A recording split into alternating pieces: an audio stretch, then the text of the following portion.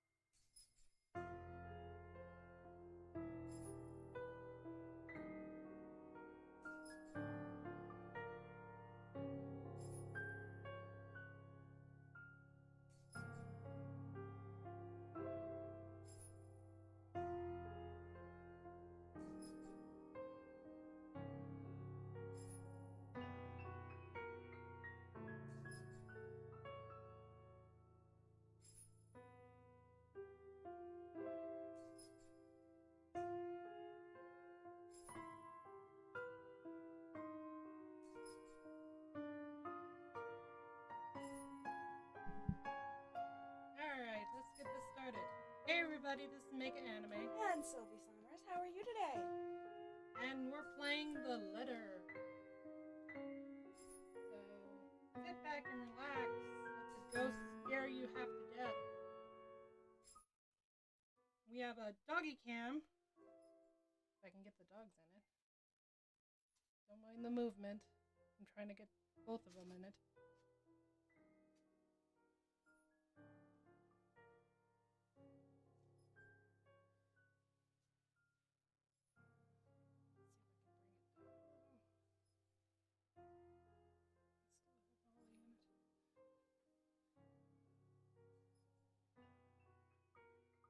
And we're gonna continue from last time. So in the last one, we were... What's her name? Marianne. Yeah, we were Marianne. And she is now trapped in the dungeon that we didn't even know existed in this game, in this mansion. So obviously they have more mansion than they bargained for.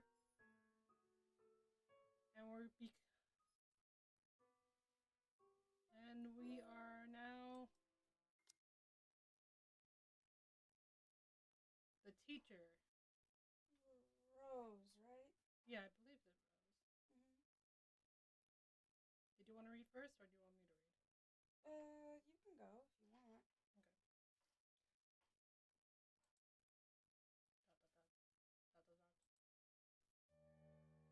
Rebecca. Rebecca. Who was Rose? That might have been, Oh, that was the girl that died. yeah. Yeah. This is how it begins, or so they say. With a gentle wind drifting through wide open windows, muffling laughters and footsteps fading behind empty hallways, and the light kiss of the afternoon sun. Soon there will be a call, a crossing of thresholds into the unknown. Maybe we are off to some grand adventure, or diving into another ripping mystery. One can't really tell. For all I know, a hero might even be sweep me off my feet if I'm lucky. That's not exactly a bad thing when you think about it. But this is far from one, isn't it? A riveting tale, that is. Mild breeze, faint murmurs of the warm rays painting every nook and cranny of Fairies High. If I were you, here. They are all as real as they can get. As much as I want to write a little tale out of this, I'm far from someone who can. Fleeting fancies. That's what these are. Merely passing through to accompany an idle mind, while waiting for another busy work day to end. And again, maybe in another life, I am one. Who knows? But at present, what I have and what I've chosen to be will. I won't last years here if I find teaching rowdy adolescents a tedious job, will I?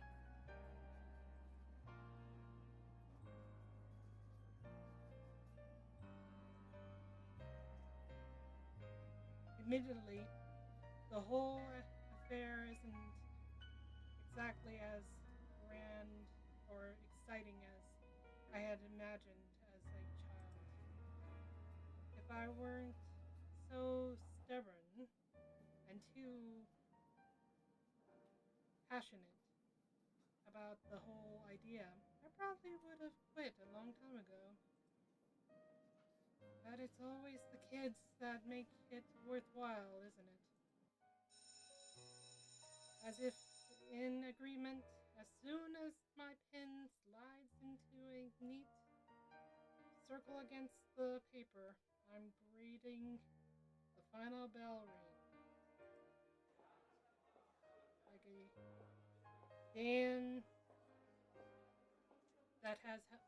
Like a dam that has opened. Students begin piling out into the hallway soon after. For a short minute, I let the noise fill my ears. Let my mind wander to a place far removed from all the above.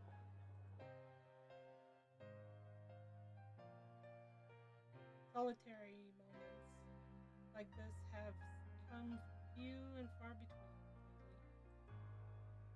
Even my own home hasn't been as quiet as usually I prefer. Though in hindsight, the entire place hasn't been the same either, since Isabella moved in next door, and her fussing over a minor cold last week tells anything. I might as well throw any idea of solitude out the nearest balcony, so long as she lives nearby.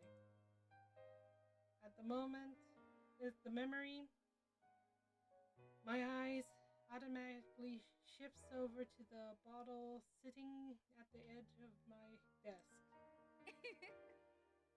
I chuckle. It escapes from me as I reach for it. A little ball of energy and enthusiasm. That big baby. Mother hen,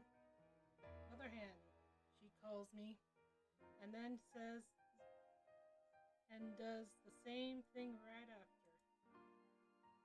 It's not that I'm unused to being on the receiving end of other people's worries, or I feel any sort of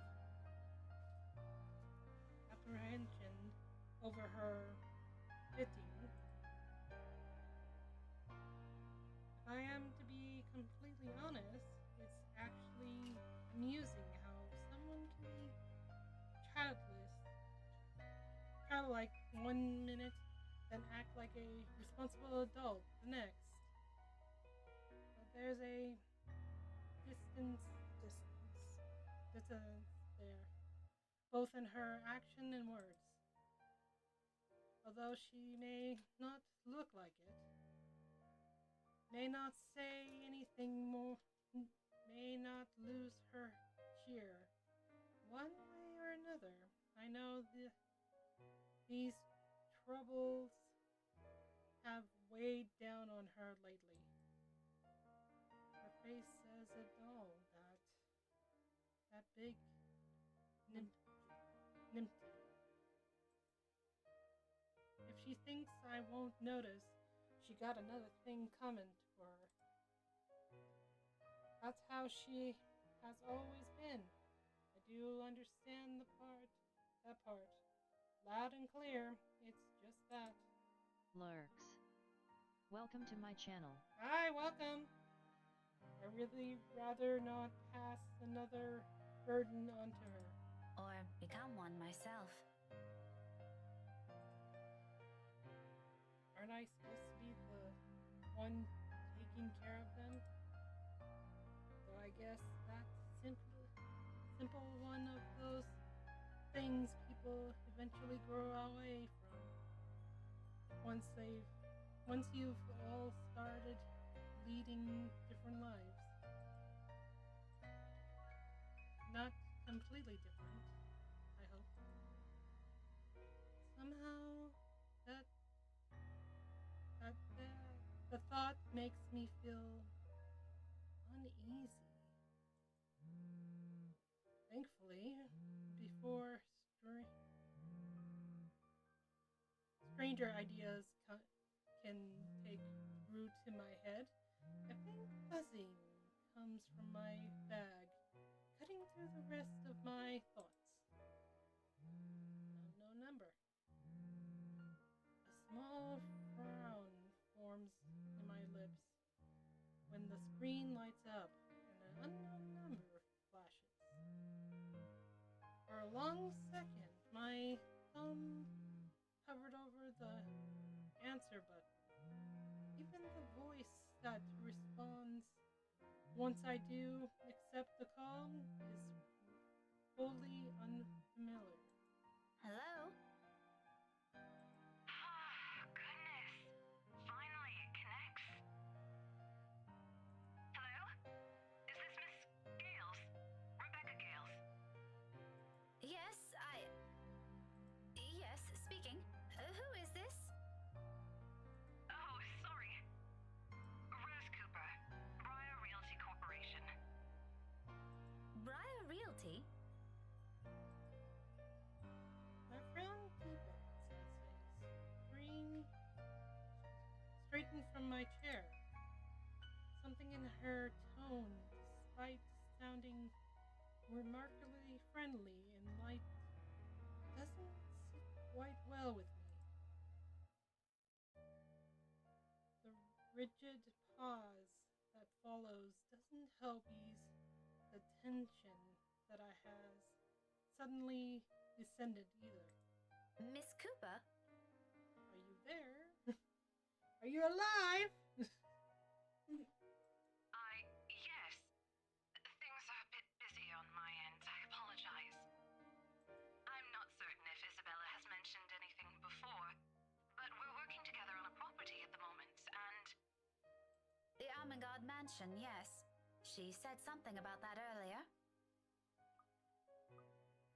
Is there a problem? this is about Isabella, actually. No, not Isabella. She fell down and broke her crown. She wastes no time flying everything. The details she proved are admittedly a bit vague, but enough for me to get a gist of what happened. It is the bad sort of I'm expecting, though still worried, especially with words panic attack and pale look a bit sickly, woven together in one foreboding sentence. But as quickly as its surface, I stumped down on the urge to demand answers right there and then. Now isn't the proper time for useless questions. I find out soon enough, regardless. To Miss Cooper's credit, she neither hesitates nor filters all the thoughts throughout.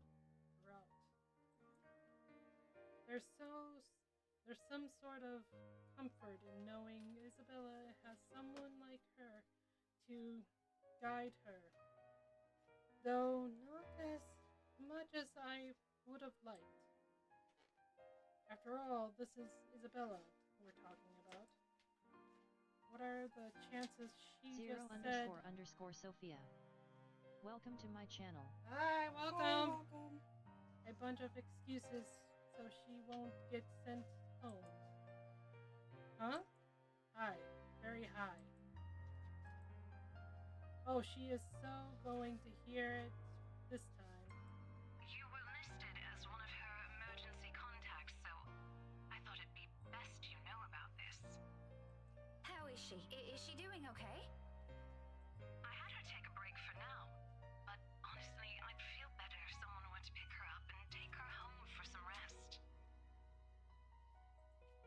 Anthem's a fair distance from Luxborn. I really don't want her going off on her own. I'd do it myself, but you know how it is today. Big day. People everywhere until the open house ends. I'm really sorry to ask this of you, Miss Gales. I know you're busy. Oh, no, it's all good. I was just about to leave from work. Asm underscore Mayu. Welcome to my channel. Hi, welcome! I hope to leave early today anyway. A few minutes ahead wouldn't hurt. I can be there in a few, 30, 40 minutes tops. Is that all right? More than fine, Miss Gales, thank you. We're supposed to be here until...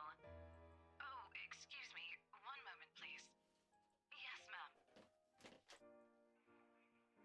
The tone of conversation echoes from her, and it sounds as though the place is buzzing with more people than you'll expect from a regular open house.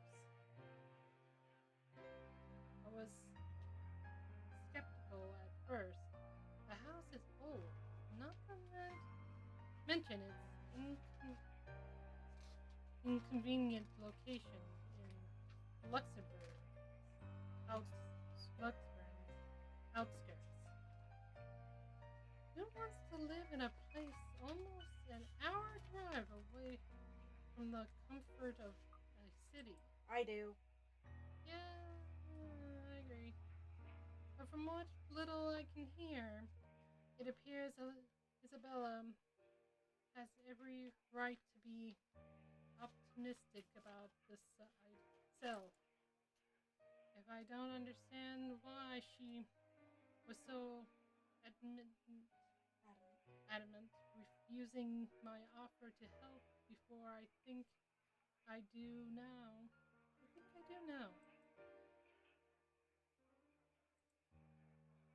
To some degree.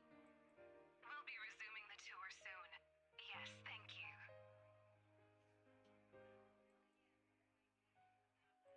Sorry about that. I really need to get this thing going. Lord knows how I'll salvage the situation here. It shouldn't be anything complicated, but still, clients. They can be difficult when they want to be. Anyway, just look for me when you get here, alright? I shouldn't be too hard to miss. No problem. Thanks for letting me know about this. Just make sure Isabella stays put, please. Heaven knows how stubborn that girl can be. Oh, believe me, I know. Don't worry about it. I'll have a few of our staff keep an eye on her for me until you get here. That's all I'm asking. I appreciate it. The whole thing ends on a surprisingly pleasant note. If only the same can be said for the news she brought. I allow a brief moment to pass to ease whatever tension has latched itself firmly into my nerves. But no no matter how much I wish for it, my mind suddenly refused to do so.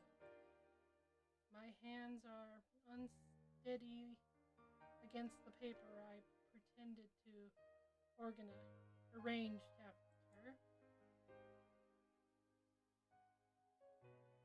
Lucid thoughts, every single one,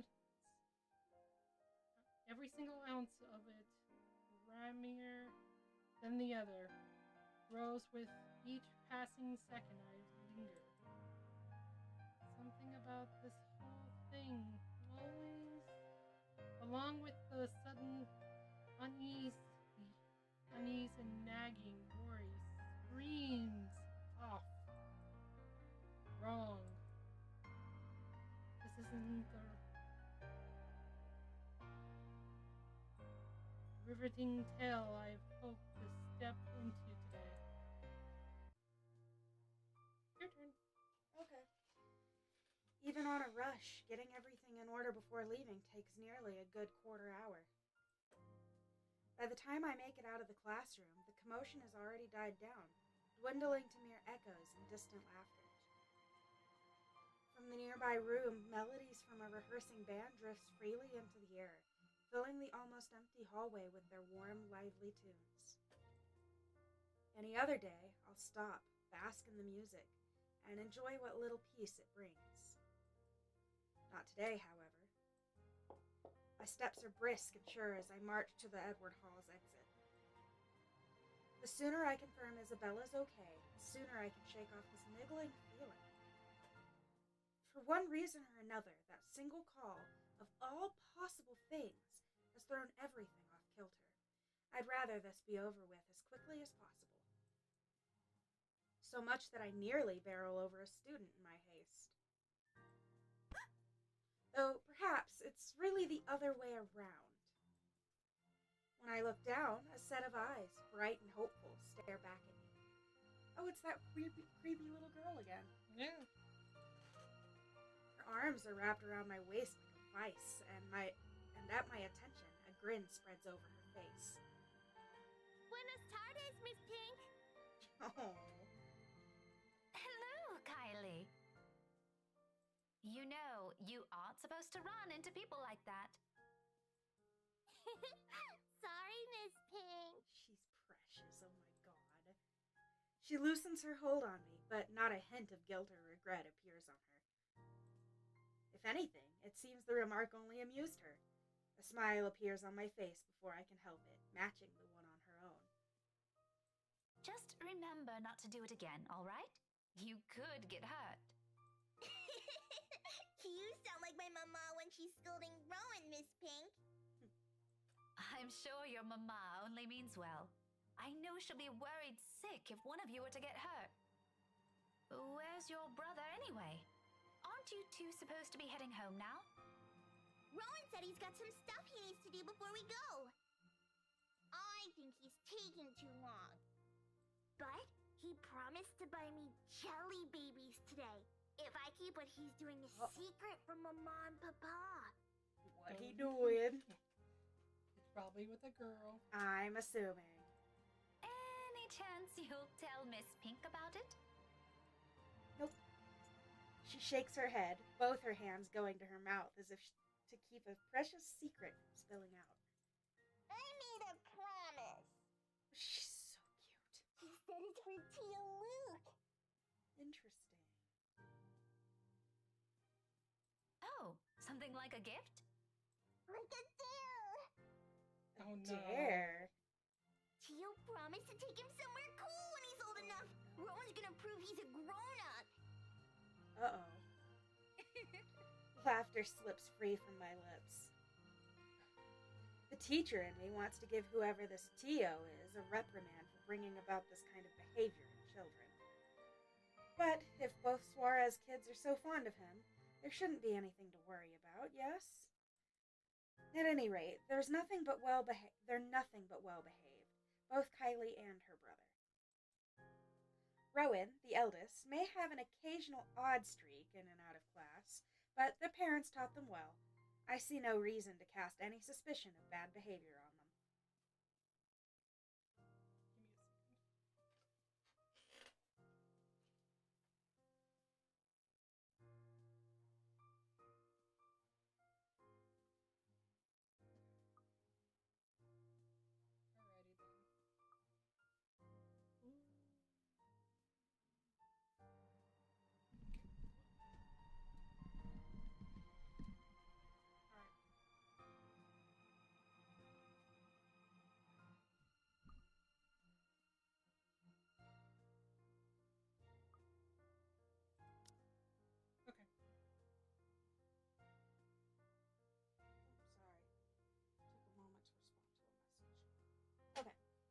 Rowan, the eldest. Okay, I already read that. As long as it isn't anything dangerous, all right? It's not. Cross my heart. Oh. My drawings are a lot prettier than what he's doing anyway. Tio said so. Oh. Do you want to see? I drew one earlier at class. Is that why you're here? Not really. I was gonna show it to my friend first. But since it's you, I'm sure she wouldn't mind if you see it before she does. Oh, oh no. I can't stay right now, Kylie. Oh, pouty face. Her face falls immediately after the words are out. A small part of me feels responsible for that crestfallen look, but as much as I want to stay a little longer, there's another place I need to be right now. And frankly, another child to look after. Taking both of her hands, I kneel in front of her and muster the most rueful smile I can give. At her age, I'm quite sure she already understands what I'm about to say before they're even out. But, remarkably, she doesn't look away or pout as I'm expecting her to. I'm sorry. You know what? Rowan has a class with me on Monday around this time. Why don't you drop by again next week? After class? I'll even make sure to wait for you. Aw. It's just that I absolutely must leave now. My friend had an accident earlier, and I'm the only one she has here. What about her mama and papa? Her family lives really far from here, I'm afraid. Do you remember where Asia is? The southeast part? That's where they are. Her eyes immediately light up at my question. Just like that, I know I've earned the girl's forgiveness. Oh, just like Takako. Who? My friend. Aww. She said she used to live there, only just a little higher than Southeast. But she hasn't come home in a long time, so she doesn't remember much about it anymore. Melody says it's weird I talk to her, but I think she's just shy. They could be good friends too! Don't you think so, Miss Pink? Maybe if you introduce them properly, they will be.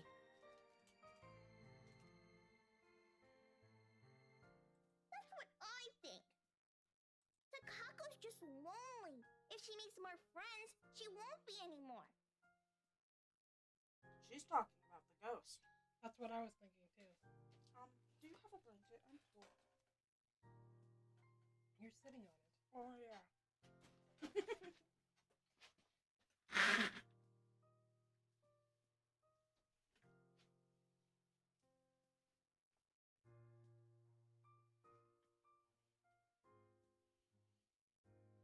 Should be a little warm from your butt now. Mm-hmm. I keep forgetting how short you're saying. Yep. It's funny watching my boyfriend. He can't stand up. Okay. Ready. Is your friend like that too? A little, possibly. To be honest, sometimes I can't tell with her.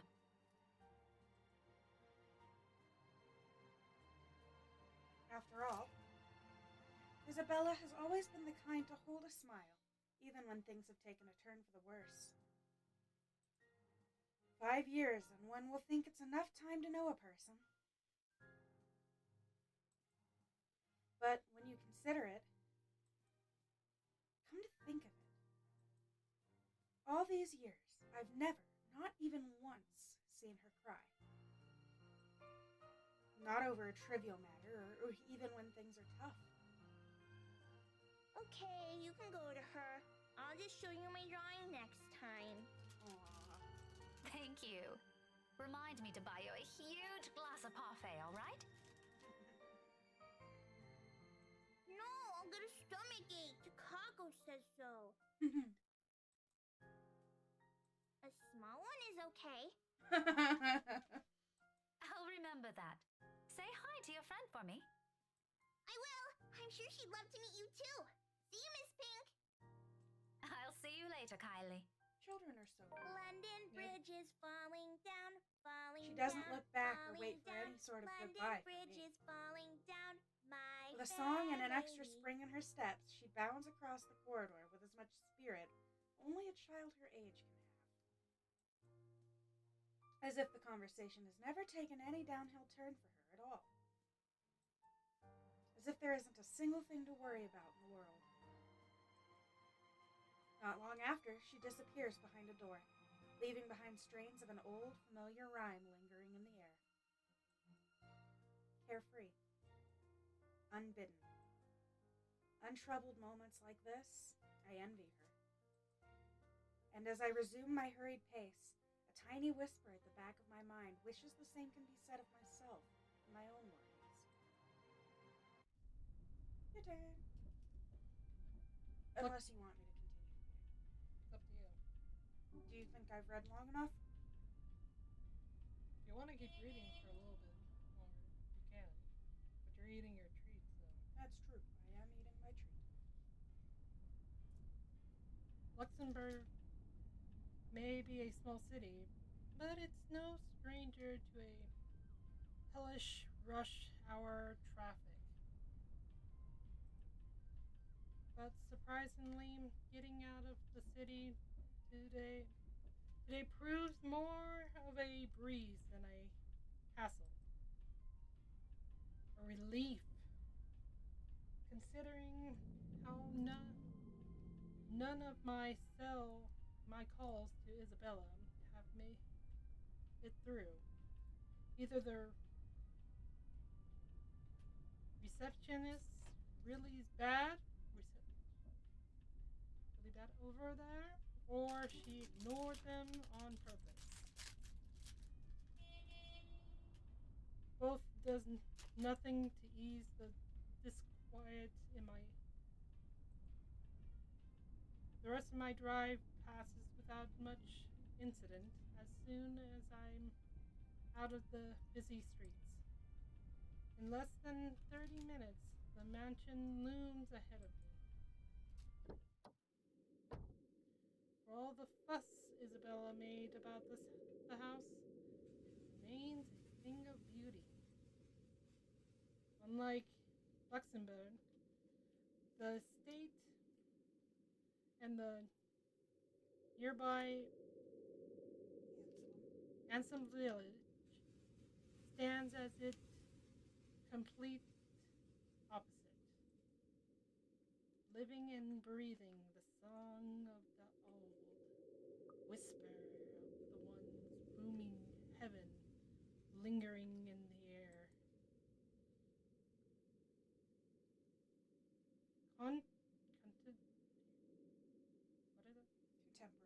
Contemporary conventions aside, it's a place I'm glad Mother Nature modernization hasn't wholly touched.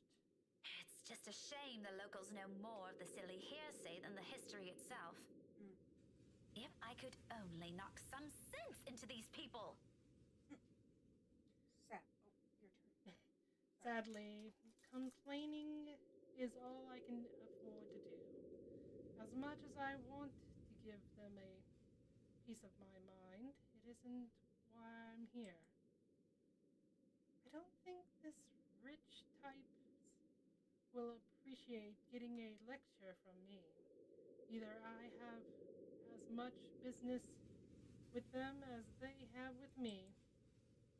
With a heavy sigh, I give myself one last second to take in the scenery before heading up the main entrance.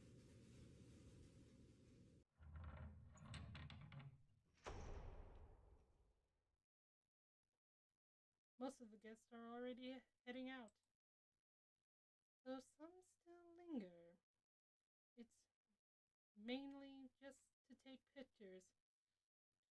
photos of the house facade or its various rooms. I pause for a moment, scanning the small crowd gathering at the foyer, looking for any signs of that familiar ponytail among the sea of hats and heads. No sign of her. No sign of the other staff or Miss Cooper either. I can certainly look for Isabella on my own, but in a place like this big, I'd be lucky if I don't end up lost or find her before we need to meet with Zachary and Ash tonight. Sighing, I reach for my mobile and redial her number, and the gesture familiar now after so many attempts earlier. If she doesn't answer, I can still try contacting Miss Cooper. I just hope the network reception will cooperate this time. This side of the country has never been popular with the tech savvy after all. Doesn't help I'm burping. To my relief, it only looks 3 unusual and successful tries. At the 4th one, right as it's about to switch to another interrupted message, the line finally rings. Silence followed while I wait for her to pick up, the ringing going far too long for my taste. By now, most of the visitors have already cleared out. All I have for company are the faint memories and an eerie calmness left in their wake. A sudden hush settles and gives way to noise louder than they're ever meant to be. Doors creaking and slamming shut in some distant part of the mansion. Floorboards groaning under the sheer weight of the house history. In the non-empty hall, they all reverberate with special clarity against the walls. Like this. Those old stories seem to almost have a ring to truth to it. I don't get to stray far into that ugly line of thought. However, not a second later, a click sound from the other end. Hello? Isabella? Miss Cooper called earlier and...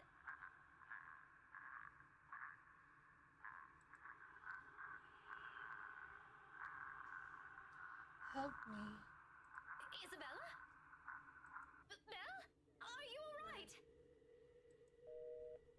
Without any warning, the call gets cut off. Busy notes blare sharply against the heavy silence.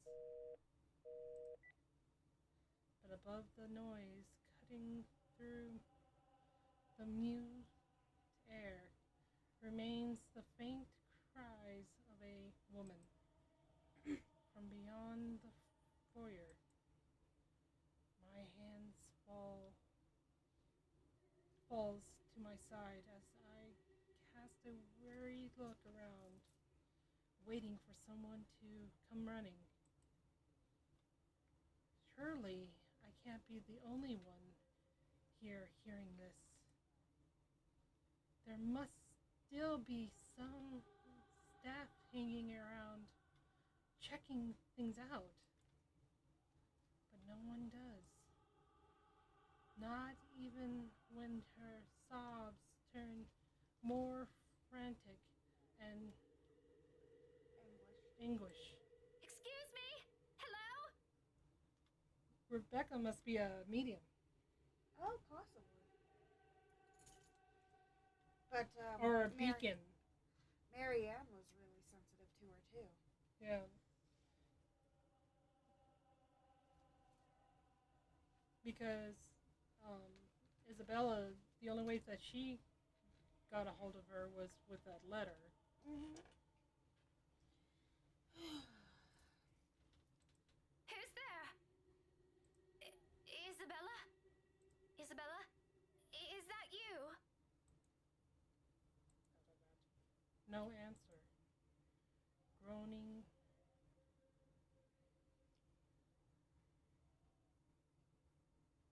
I have no idea what this word is.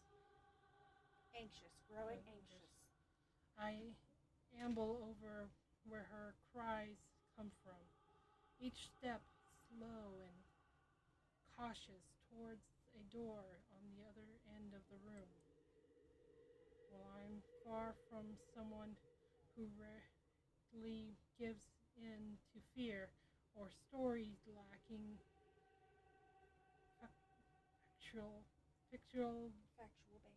factual basis. A God, my brain is just going dead. Vega who wrestles freely.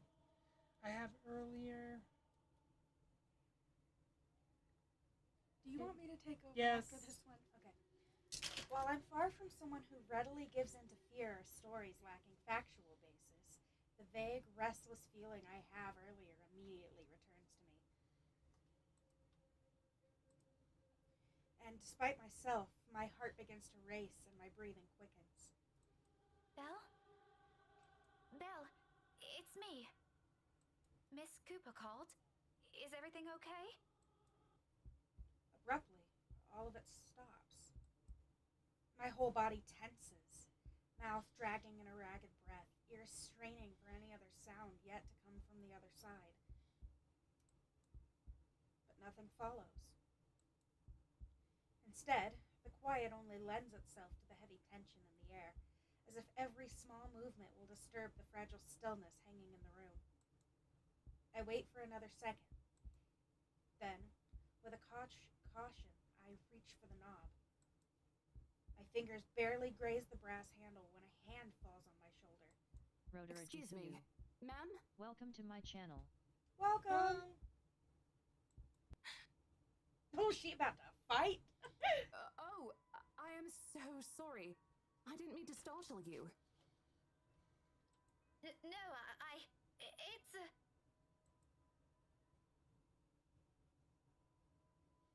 Still reeling, my gaze shifts back to the door, as if any second now the cries will start again, or whoever's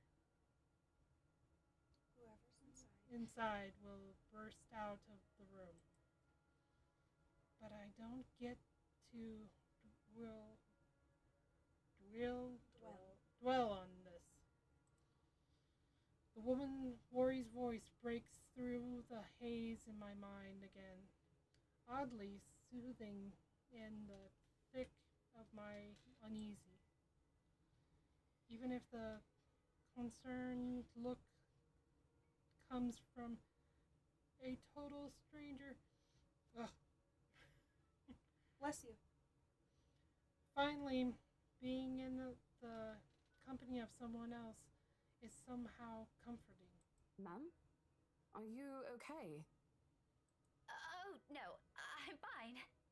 This is probably just some cold. Do you need to sit down? No need. I'm actually looking for a friend. I wave the Mobile. in front of her, like a gesture alone explaining everything. Very Zero close. underscore underscore Sophia. Welcome to my channel. Hi, welcome. Vaguely, I note my tight grip on it and quickly slip it in my pocket before she noticed. She doesn't need to know. Well, I'm not really sure if your friend would still be here. We're actually about to close the open house in a few minutes, ma'am. No worries. She's not a guest here. She works for Briar Realty. Miss Cooper called me earlier. In fact, I'm also looking for her. Recognition flashes in her eyes, and her worried expression dissolves into a smile at once. It's all I need to know that I don't have to look elsewhere or venture deeper into the mansion on my own. In some way, I'm not too keen on the latter right now. Oh, Miss Rebecca Gales, is it? Yes. Sorry if I'm a bit late. It's not a problem. I was busy with the open house and a few clients anyway. It's actually a good thing you came when you did. Let's see. Isabella should be here somewhere.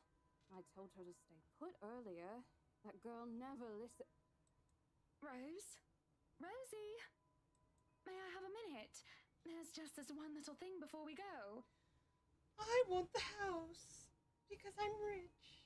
I love Hannah, though. She's so sweet. Miss Cooper's head immediately snaps up at the voice. In a blink, a different kind of smile spreads on her face. A smile still, friendly even, but the kind given mainly for the sake of pleasing other people rather than making friends. Yes, ma'am. I'll be there in a few. Her fake smile is ridiculous. I kind of love it. I'll be there. Unfortunately, she dies. Yeah. It's an impressive thing, to say the least. That level of professionalism. I suppose working years in this kind of business trains you enough to be able to pull that off without batting an eye. It certainly didn't seem to have rubbed off on Isabella, though. Sorry, could you give me a second? I have to take care of this. Don't worry about it. I understand. I can wait a few more minutes.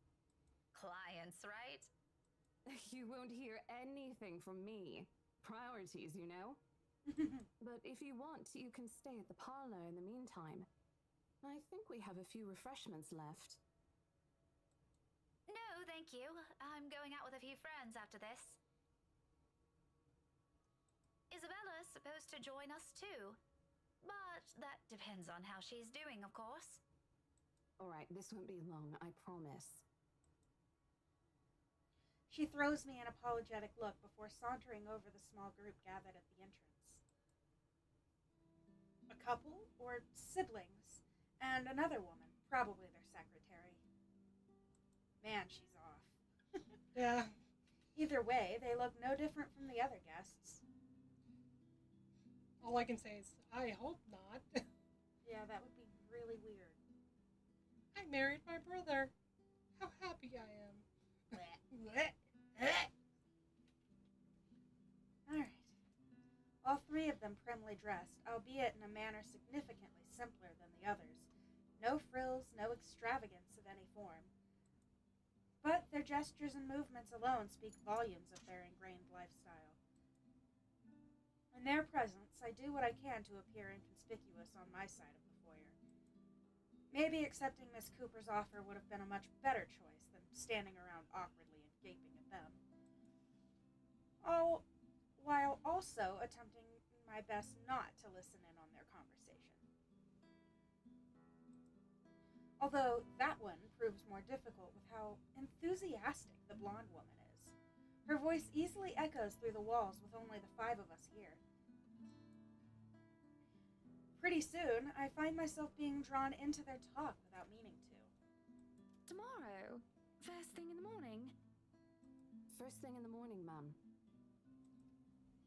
The mundane talk isn't exactly what catches my attention, however.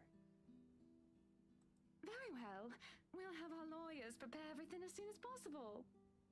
let's make this whole thing easier for everyone, shall we? Just let me know if there's anything you need from me. You know how to contact me, yes?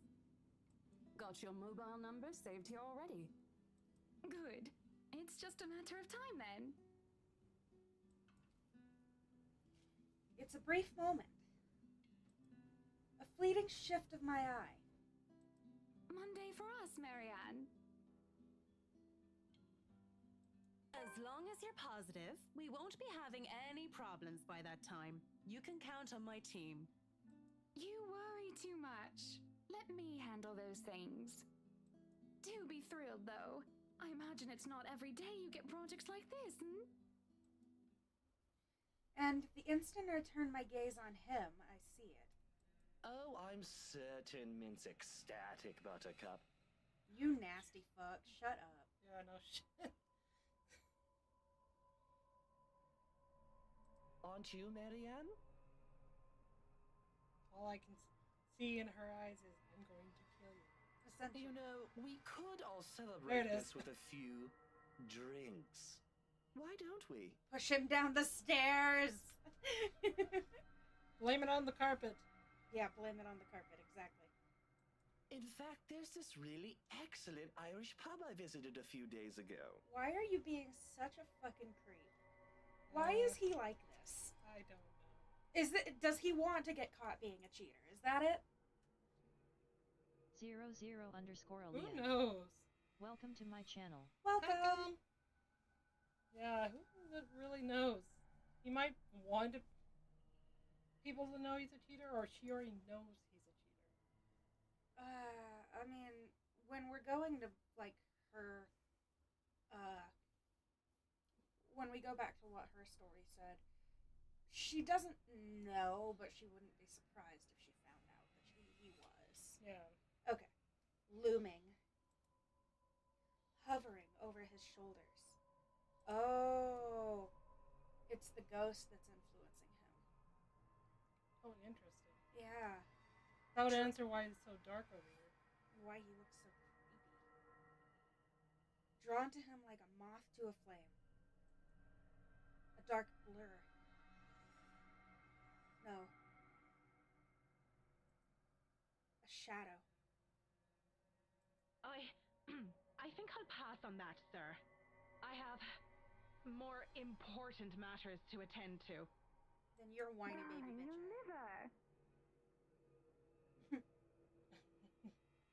Darling, your liver. You already had a glass today, and apparently a few days ago as well. How many times do we have to remind you? Doctor's orders, remember? Are they in another room? No. I think Rebecca might be affected by the ghost's presence. Well, yeah, but I meant like they're talking sounds like... That's why. I think that's part of it. Okay. Yeah.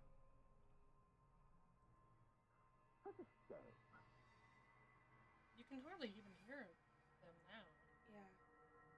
You never let me do anything fun. Oh, shut. But as I try to make sense of it, a heavy feeling descends over my whole body. She's gonna pass out. It happens without warning, forcing me to close my eyes. The sensation creeps to every part of me, crawling under my skin and draining me little by little of any strength. Before I know it, my hand is gripping the nearby door for support. A sudden nausea drowns out their voices and what little sound there is. All except for the whispers and laughter. Judging. Mocking. Taunting. Muffled, inaudible words bearing down on me like a death sentence. They wrap around my neck and limbs, vines tightening with every syllable, every utterance. And with each draw of breath I take, they drag me down slowly, almost painfully, into a bottomless abyss. On, and on, and on. till the sound turns into mere distant echoes, until suddenly it shatters. Well, what are we waiting for? Are we done here? His voice rips through the fog like a sharp blade, and my eyes snap open. Maybe if they show him the people again, maybe the guy in this picture Oh yeah, was yeah. was influencing him Yeah, that's possible. because you don't let me have any fun. Yeah. Interesting. Because the ghost hasn't hurt Hannah at all. No. And hasn't hurt him yet in the story either. As far as we know. But we haven't gotten to his part yet. He doesn't have it. Does he not? No. The next one is the cop guy. Ash. Oh, so Luke doesn't have a... Yeah, no, Luke has a bar, so he's probably going to get a part. Oh, okay, it's right there. Yeah. Okay. Fuck Luke. Ashton went down some. Yeah. I'm surprised Isabella didn't go down. Yeah. Or up, considering. Well, yeah. Rebecca looks so mean in that picture. Yeah, she looks pissed. Oh, too bad you can't spin them. Oh, yeah. That would actually be kind of cool. You get to see the back and stuff like that. Yeah, oh well. But yeah, Luke is right there. Yeah. I thought it was... So we'll probably get... You know what? It's probably this order that we're going in. So we'll get Ash next and then Luke last. Yeah, because it's the same order as this. Okay, yeah. I can't believe I didn't notice that until now. When we're, more than halfway done with the story. Yeah, no kidding. Well, she's not the only one that looks really pissed off. Look at Marianne. Well, Marianne's just got resting bitch face. Yeah.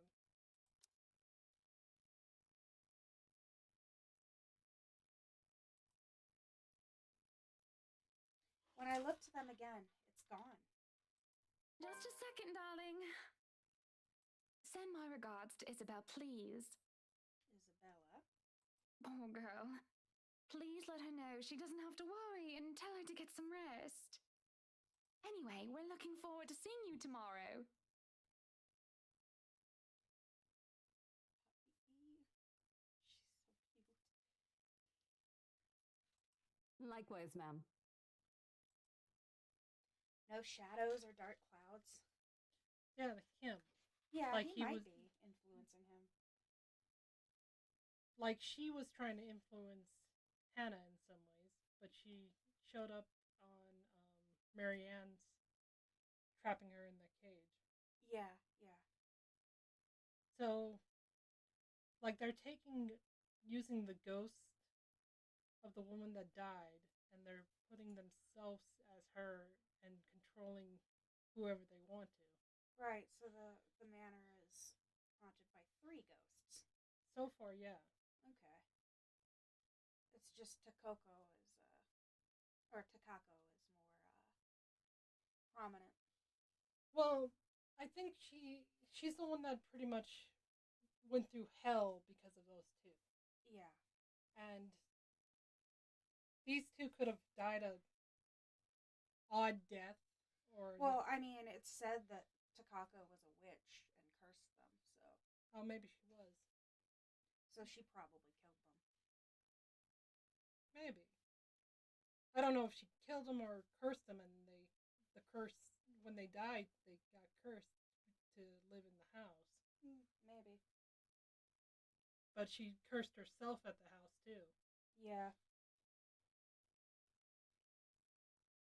Because we already know that these 2, him was raping her, and she was enjoying watching like a little weirdo. Yeah.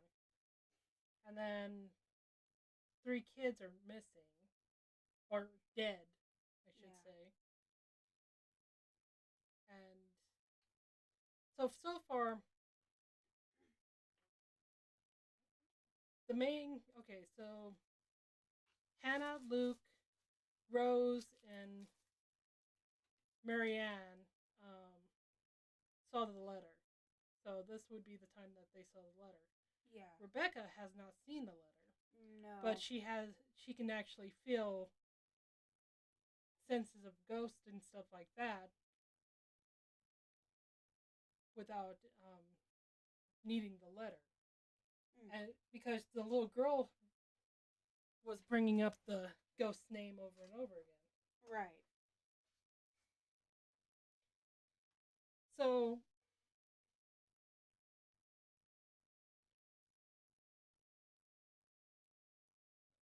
my stomach just growled like Yeah, the I ghost. heard that. It shouldn't be. I ate.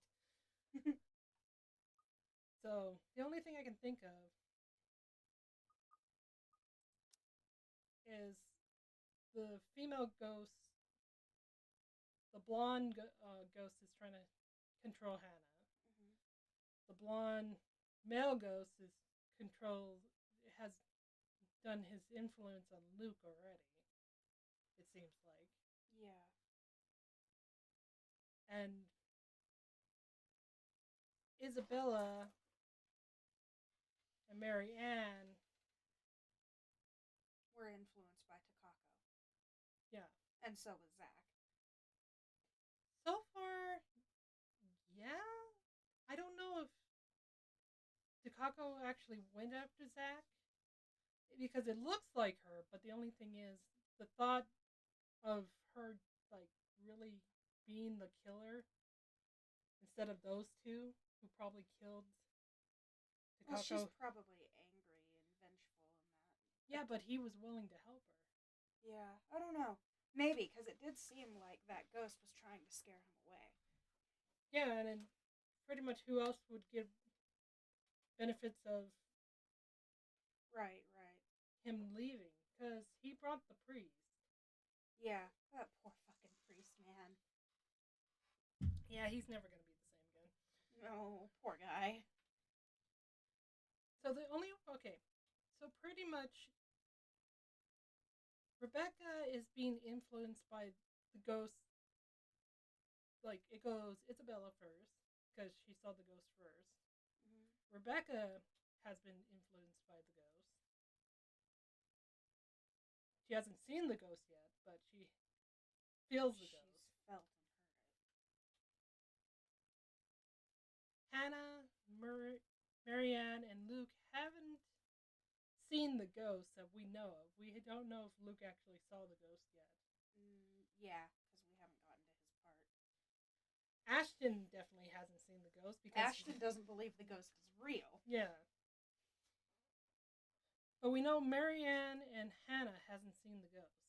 Right. Right, because Marianne thought the ghost was Lorraine. Yeah. And that's the only thing right now is... Well, no, I think Marianne was seeing the blonde. Might have.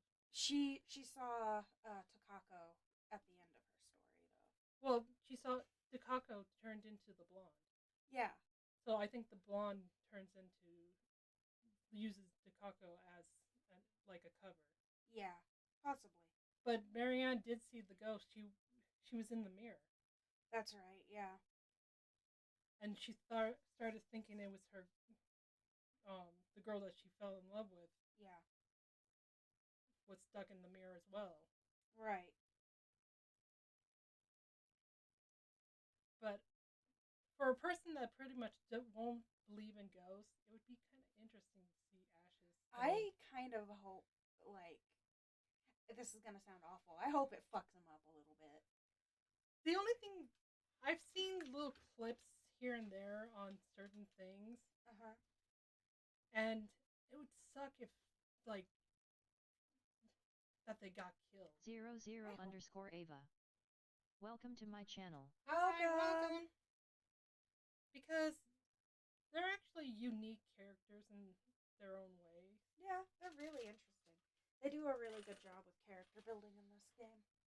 Can I use your colored pencils? I want to color. Go ahead. I found a really cool one in your coloring book. that vanilla Camoro. Is that good? Yeah. I've been looking at that tea brand. I grabbed the cherry blossom one the other day. Can I color this one? You want me to make a copy for you? Oh, we don't have to do that right now. I don't want to pause the video for too long. It's not gonna take too long for it. Okay. We can keep talking about the ghosts and stuff like that. We could. So, have to move the dog. Sort of. Doggy cam. Yeah, here's my updated wolf picture. Oh, that looks really good. I like it.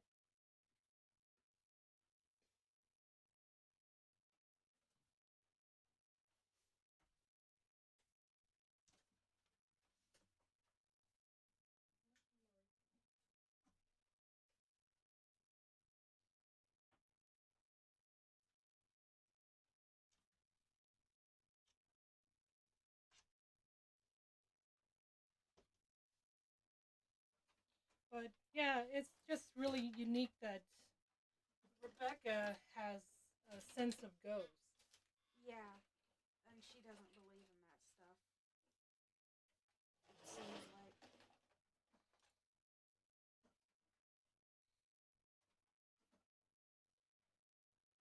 Yeah, whenever they have the stand where she's standing, it looks like a black hole.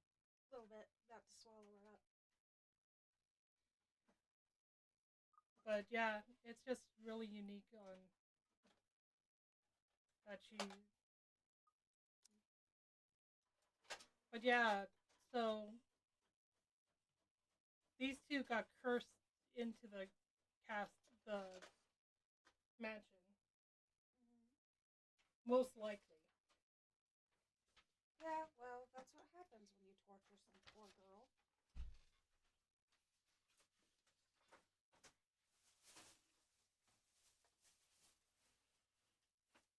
If you need any more colors, they're right next to you. Oh, yeah, that would help. Thanks. I don't know. I just need something to do. I'm feeling really restless. Zero sorry. underscore lonely underscore eGirl. Welcome to my channel. Close up of a puppy face. Oh, baby. Hello, sweet girl.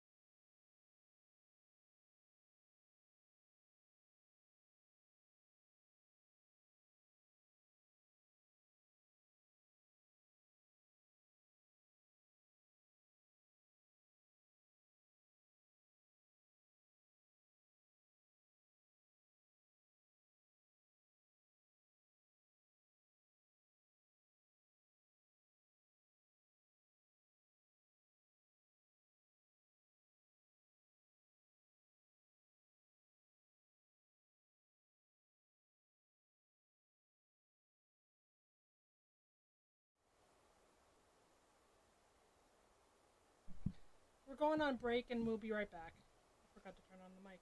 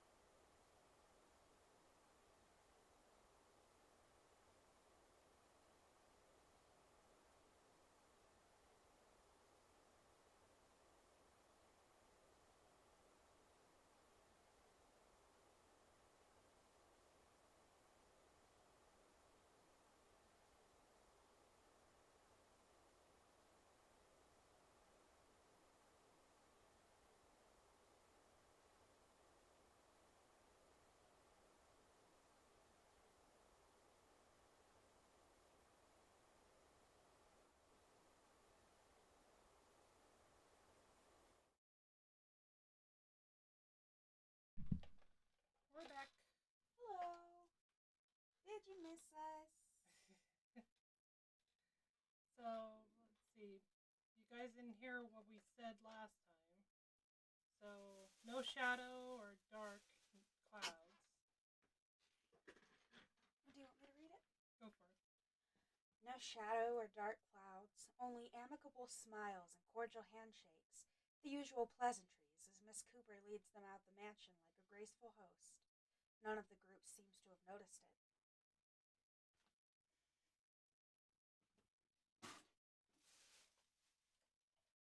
Spider attack! Ah!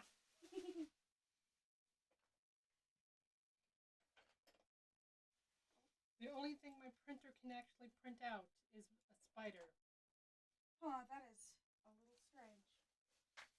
Well, every time I try to fix it and stuff like that, there's always something I do wrong or something like that. Right. Makes sense.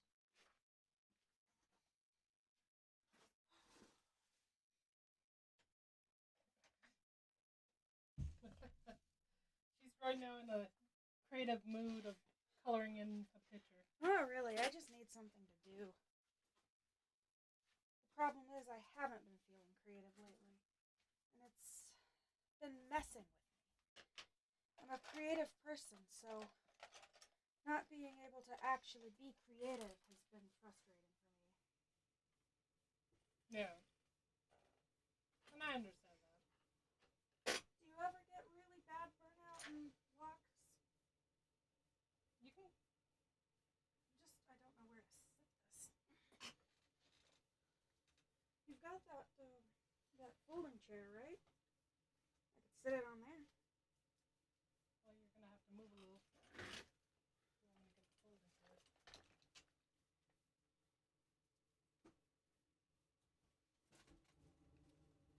Sorry, guys. I just feeling really anxious and antsy, and I need to do something. I'm gonna lose my damn mind. This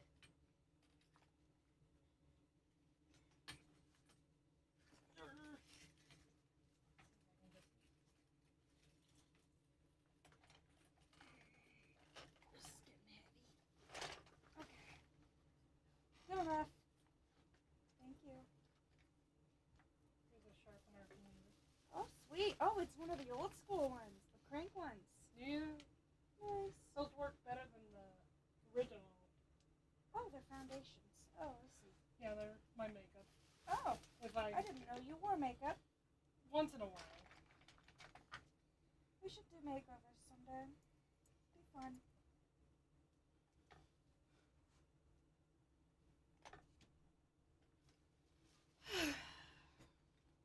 Oh, I'm stuck.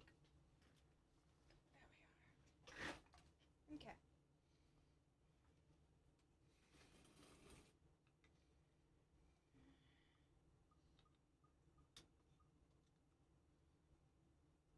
Here, let me show you how to work it. No, I've got it.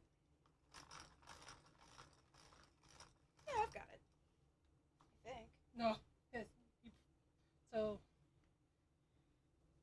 you press down on this, Oh, and then you push it in. I see. You have to extend it. Okay. Oh, it's fancy. Oh my gosh, it sharpens it to the perfect point. Oh, now that's nice.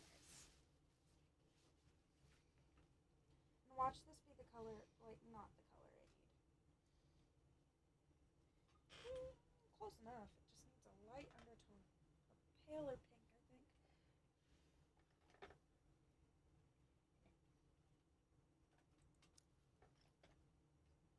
We should try this one. Okay. We're just gonna keep that up here. Until I find the right color. Half of me ever doing anything art related is picking colors. I haven't done anything artsy in a while. Did I do it right? It's in there. It's in there. Okay. None of the group seems to have noticed it. And even as I force my breathing to calm down, keep my eyes trained on their backs, and wait for something to happen, it doesn't come back. She returns a moment later. I was doing it the wrong way. Well, I'm just so used to doing it by myself. But... Nailed it. She returns a moment later.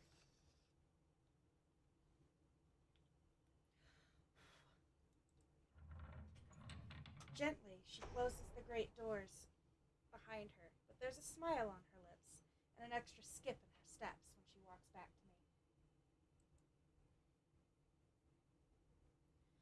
Whatever she was discussing with the group had put her in a good mood.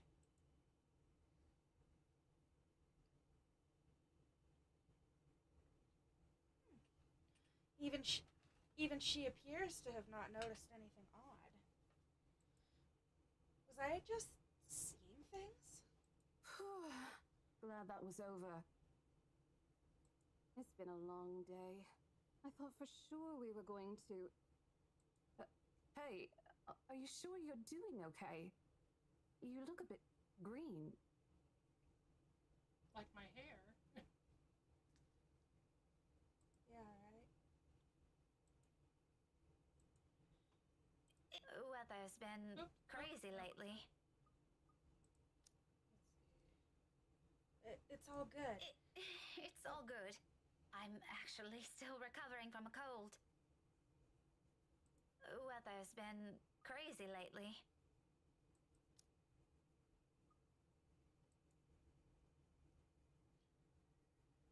That must be it. The weather. The stupid cold. The friendly warning I'm too stubborn to listen to. As much as I hate to admit it, Isabella's right. I see dead people. Yeah. Feel mercy.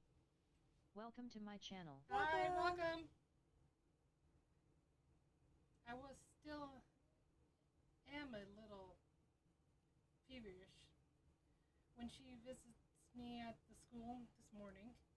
The medication helped, of course, but only some. Although it's not like I can't function. It did get better after lunch, and I was able to go through my schedule like the usual. Now I'm not sure.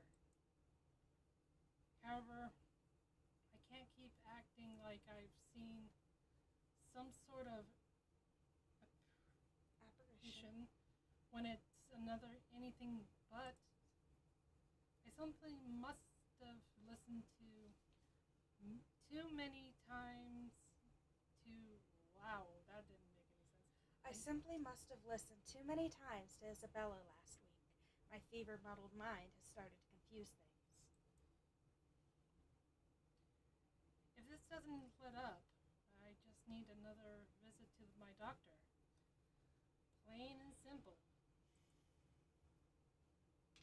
Though I hope it won't get worse. We did promise to watch Zachary's film together. I know what you mean. I've been complaining to Isabel. It doesn't seem to affect her much, though. Must be because she grew up in the tropics. Anyway, shall we? She's probably hanging out with the rest of the catering staff. Nope, she's already gone. Ashton took her. Oh, I wouldn't be surprised she's there. She eats like 10 hungry men when she isn't feeling well.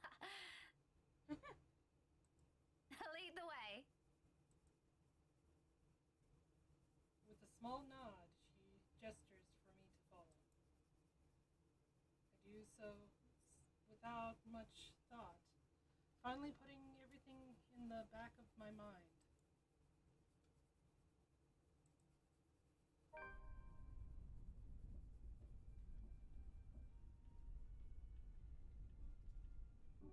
An entire visit took a whole 24 minutes, and my trip to the mansion, as it turned out, is a useless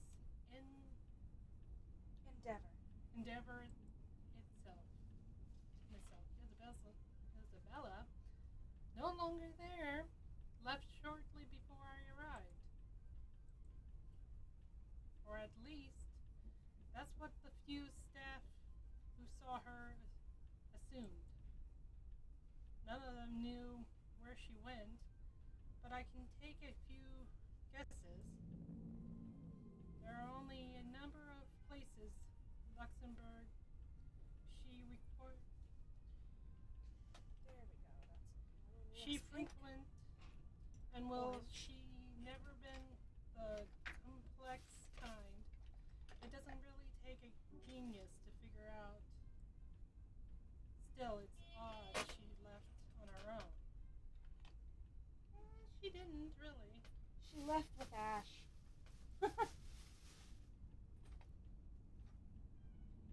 She could have at least waited for Miss Cooper. It would have saved her having to pay the cab's fare twice today. And right after she was told to stay put. I mean, who does that? No. She was not happy. But Mom! Really? Oh, sod off! You don't own the road! Oh, jeez, girl. All right.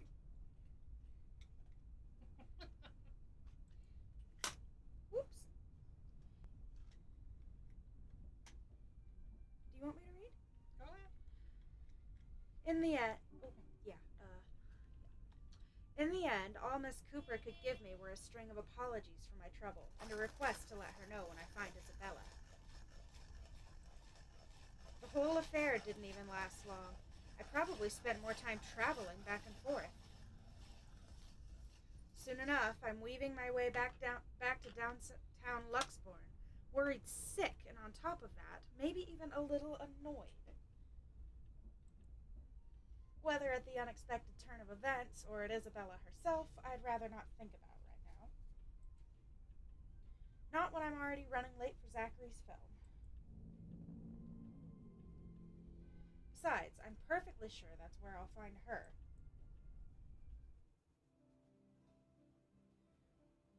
One would expect people are already gathering at the movie house when I get to it. A small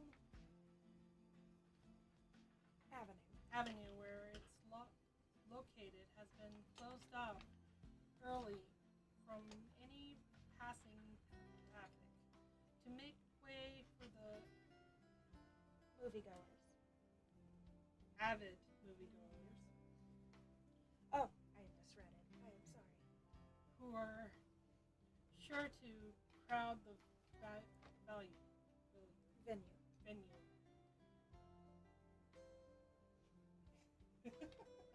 What? Choosing the colors is the most important part. I have to park almost a straight away and walk the remaining distance because of it. Looking for them has taken a while in a crowd this big, but I eventually spot them near the entrance. Yeah, how can you miss Zachary? Big man. Big man. Thanks to Zachary, mostly.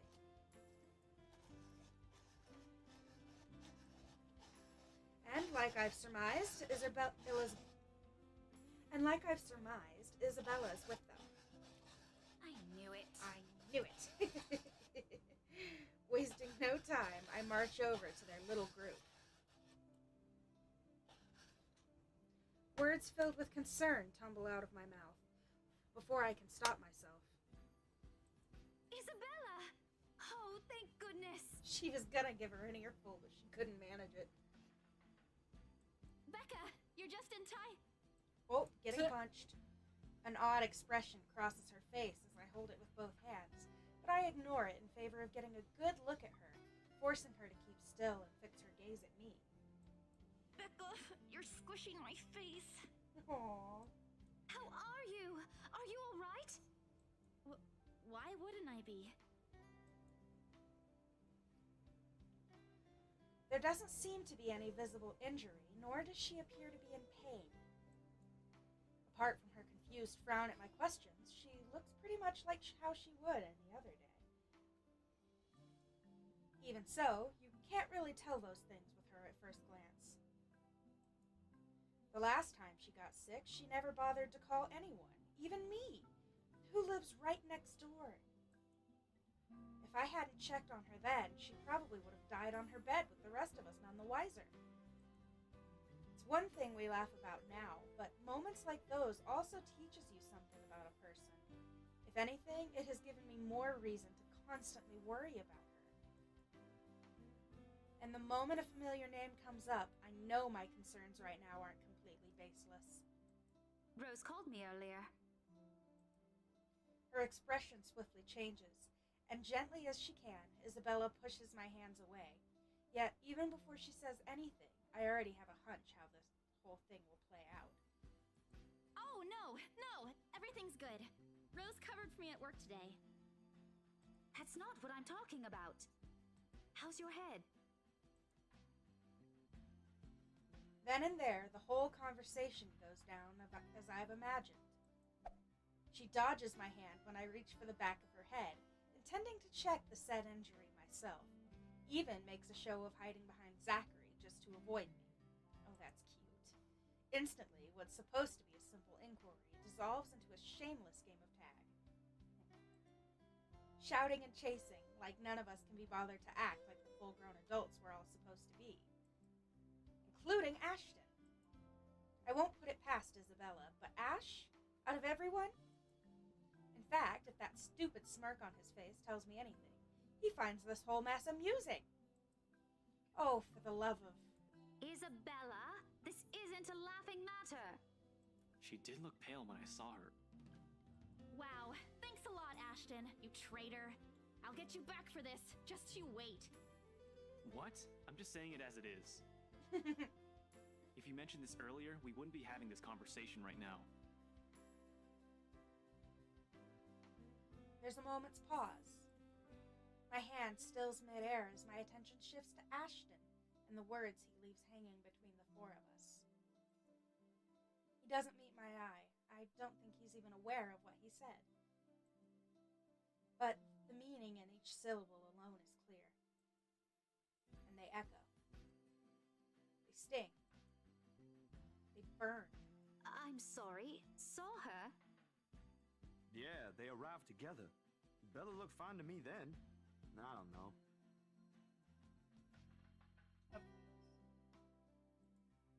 Of course. Why else would Isabella leave on her own after being told to stay put? After that little chat about money this morning? Something close to silence falls while I mull over their words, both what's already been said and what's left unspoken. When I do find my voice, it only reeks with nothing but bitter, unpleasant thoughts. Thoughts I quickly stamp out before they surface. Though thoughts I hide the best I can in the deepest parts of my mind, locking it away for no one to see. Oh, that's good. At least she didn't have to travel alone, right? At least. Good. Yet, try as I might, the green-eyed monster easily rears its ugly head.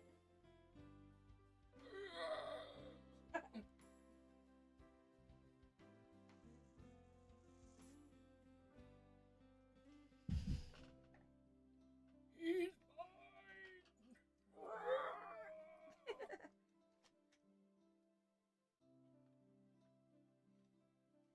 I want his booty! I mean, I don't blame her. He sure is pretty. Yeah? Even though he thinks he knows everything.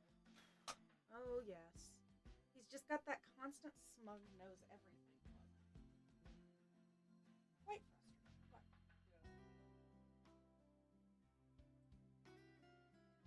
Like it always does every time his gaze lingers a second longer. Every time he smiles in a manner far too gentle, far too sincere, when he thinks no one can see. Every time my mind suggests his words mean more than they should. Every small, little thing. despite what he says, despite his tone. Look, you guys.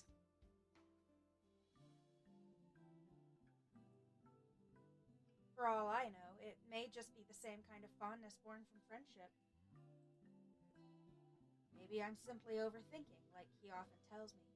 Or maybe there really is something there.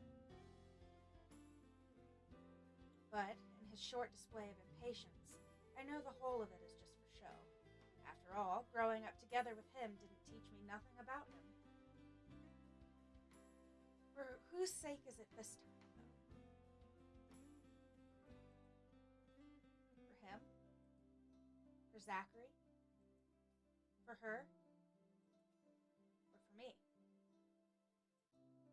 That I can't tell.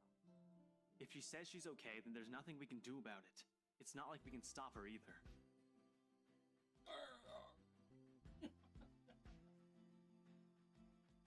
Besides, she's still acting like the same old Isabella to me, if she can still run around like that. Why are you taking her side?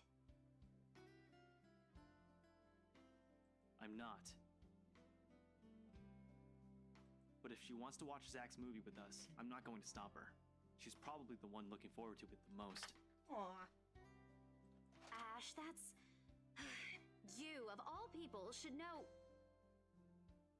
Tell you what, if I notice something amiss with her, I'll take her to the nearest hospital myself. Is that good enough for you? Aw, he's so cute. My mouth opens and snaps shut almost as quickly, forming a thin, hard line instead. I can't respond, not because there's nothing to say. On the contrary, there's plenty, so many things I can use to reason and get him to agree. But because he speaks with so much certainty, so much reassurance, it feels like there isn't even a choice. All I can give is a long, deep breath and a reluctant nod in the face of it.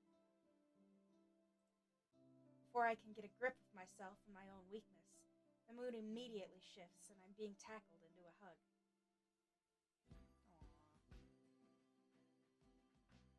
Oh, bleh. No. Yeah. Thanks, Becca. It's always been you with him, isn't it? Did you say something? Nothing. Me? Nothing. Don't mind me. Nope, not jealous at all. Not even a little.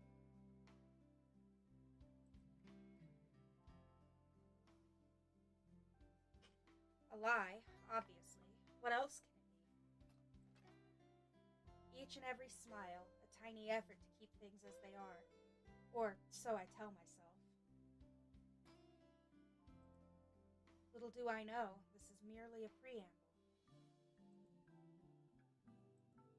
It starts out quietly and without fanfare, amidst friendly jibes and harmless teasing, with a scrap of paper fluttering harmlessly to the ground. Uh-oh. The letter! Oh no. One that looks suspiciously like a cheap Halloween prank, no matter how you look at it. And yet, despite how ludicrous it all is, Isabella stubbornly insists, as if her whole life depends on acknowledging the truth in her story. Does she even realize how absurd she sounds now? 00_Darla. Welcome to my channel. Hi, welcome. Hello. Crivets, even my students would fall for this. Isabella, aren't you taking this a bit too far?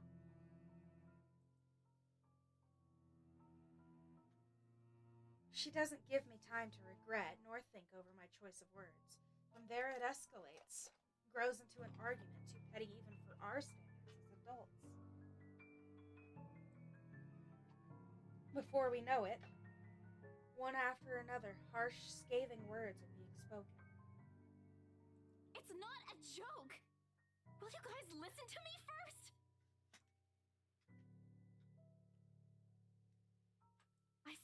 thing in the house earlier. It stood right in front of me.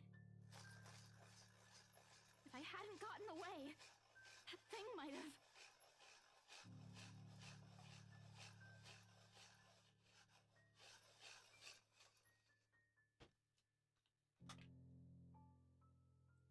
Right. And in broad daylight, Isabella. Even someone gullible would find the logic in that screwed up. There's also no way in hell that this supernatural shit is true. But it's real! What do you think I saw? Poor girl. No kidding. A hallucination? A delusion? Didn't you say you fell down some stairs? So maybe Rebecca's right. It happened before I fell down the stairs. I fell down the stairs because of it. Yep. It happened after, when I was trying to get away. I almost got stuck in the same room with that thing. We're all in danger. I thought you were my friends. Why don't you believe me? Well, they'll believe ya. Soon enough. Yeah.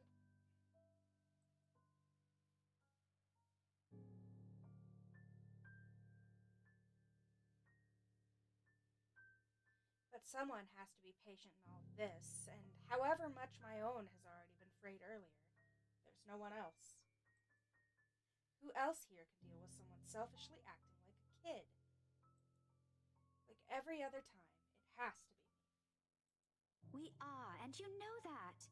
But this thing and that thing has got nothing to do with the other. Actually, it really does. Well, you'll see soon enough. The bottom of the page doesn't have anything to do with it. Right. It was just a bunch of kids being annoying. But the rest of it, yeah, it's just spooky stuff. When Rose called earlier, I thought she's just exaggerating. But based on what I'm seeing right now, maybe it's better if we really postpone this for now.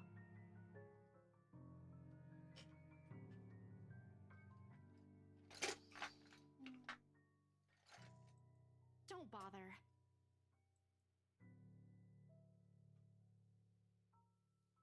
Just like that, she cuts us off.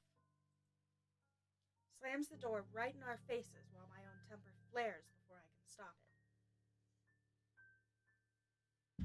doesn't help that you don't believe her.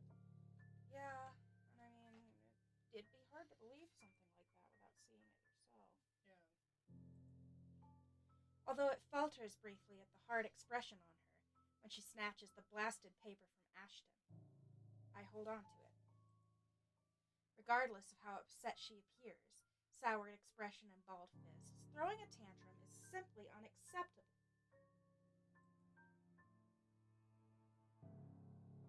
For a grown woman at that. Words form at the tip of my tongue, ready. But before I can open my mouth and let all of it out, her feelings and mistakes be damned, Zachary raises a voice of his own. Guys! I like Zach. A warning underneath that warm and hopeful beat in his voice. We all stop and look to him, and even my own anger subsides a little at his tone. Why don't we all calm down first? I'm sure Isabella has her reasons too. No need to be hard on her. And hey, ain't this supposed to be a happy get-together? To an outsider, it may sound like a desperate request, but Zachary has always been the one to keep a level head over petty squabbles. This time's no different. He knows what to say, and when he lets it fall, they only ring sharp and true. We haven't seen each other for months. I'd really love to know what y'all have been up to. I only ever get to talk to Bella over chat. Please. And as careful as he is with his own tone, it does make me feel ashamed. We're supposed to be here for him, to to give what little support we can give. Yet, here he is, trying to keep 3 stubborn people from outright hashing it out in public. Later, we can and will talk about it, of course. There's a proper time and place for it, and at the moment, my anger and whatever reprimands it carries no longer matter. Beside me, Ashton appears to have already caught on. The lines of his shoulders ease to something much more relaxed, his expression back to its usual nonchalance. Isabella, however, she stands perfectly still, her hands clasping the straps of her bag like a lifeline, eyes trained at some point near her shoes. There's no anger in her face, only an undeniable hurt. But she's never been good at hiding what she thinks. Always the open book, always the one to wear her heart out in the open. And when she looks up, the answer is also as simple. If we keep arguing here, we're going to miss the first few minutes. Her lips are curled up in a smile, though lacking both its usual brightness and glee. It's a smile nonetheless. I've seen it countless of times. It's the same one she would show when she knows she has no other choice, or simply when things get tough for her. But despite everything I already know about her, it still catches me off guard. In all honesty, I expected her to run, to balk at the first sign of losing this time. I won't even be surprised. At 26, she is the youngest among the rest of us, less experienced, less accustomed to dealing with trivial quarrels like this. Yet, here she is, holding herself and coping with it like how she would with matters concerning her family. Outside of that, to me, she's always been this childish, naive girl, and watching the opposite play out right now, somehow I find it difficult to wrap my head around it. All right, that's the Isabella I know. Oh, good. I thought for sure you were going to cry. Deserved. But I envy her. What was that for? Stop calling me a crybaby! I'm not one. Aw. Don't cry. You prick. Stop it! I envy her spirit, her warmth, her cheer, the shine in her eyes when she looks at the world. How everything seems to simply fall back to a pleasant, lively rhythm with her around. How easily and tightly she fits into our lives, even without bonds only long years could forge, like a lost piece of a puzzle, despite her jagged edges. How she draws people to her with ease. How Ashton, of all people, can be drawn to her. Okay, scaredy cat then. That too. If you repeat that, I swear I'll... Let's just go. I make no effort keeping the bitterness from my tone. I let it seep, linger stiffly in the air, as I avert my gaze from them. From their playful banter, their friendly teasing remarks, and Ashton's tender, affectionate smiles. All before the stabbing aches in my heart changed to something too painful to bear. It's all in my head, is what I'd often tell myself. Yet the way my heart rends at just the sight of them hurts. And like a coward, I walk away from all of it, taking with me a small hope the movie will distract me away from these thoughts. Because, like this, it's easy to find something to hate in her. It's so sad. Dusk has already given way to night when we leave the film fest. Actually, I should probably let you read now, huh? Unfortunately, it does nothing to improve my mood, like I am hoping.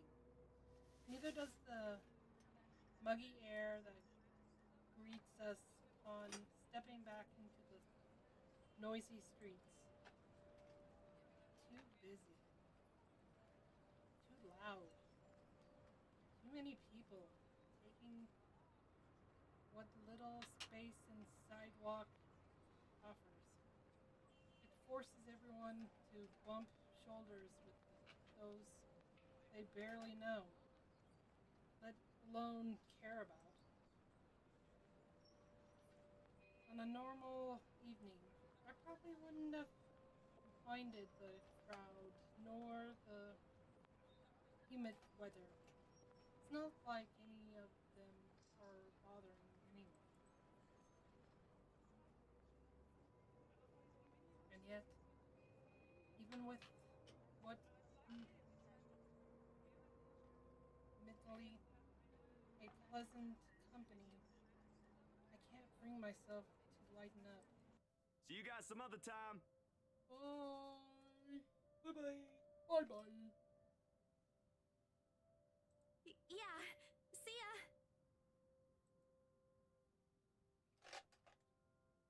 Not even to return the smile Ashton and Zachary gave us when we go our separate ways. Perhaps this started with Miss Cooper's call earlier than that. Maybe even the moment I left bed this morning. Bloody hell. It could have been because of that sodding letter, for all I know. I couldn't care less at this point. All I want is to get a warm bath, sleep, and wait for this dreadful day to end. Now, if only Isabella would stop babbling, then maybe this dull throbbing at the side of my head won't turn into a full-blown headache, too. Zach did a pretty good job with his movie, didn't he? Even though Ash said he ran into some trouble late into filming. Don't care. Sorry, girl, not in the mood. But I knew he had it in him. It's not like I didn't believe he couldn't do it. I mean, did you see his face after the credits rolled? You guys weren't even watching it. I was the one that watched the whole movie by myself. All those months he worked on this, and everything's finally... You weren't even watching. Yeah. Only the first minutes. I watched the rest of it, I swear. Besides, Ashton was the one who wouldn't stop asking questions. Well, why do we still need to talk about this then? I liked it. Ash liked it. You liked it. We all liked it. Shouldn't you be telling that to Zachary in person?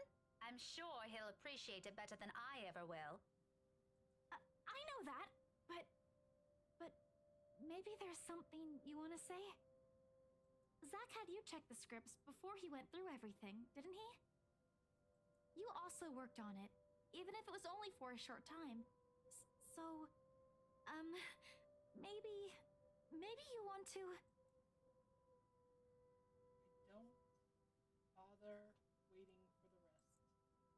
The moment I spot my car, I immediately make a quick beeline for it.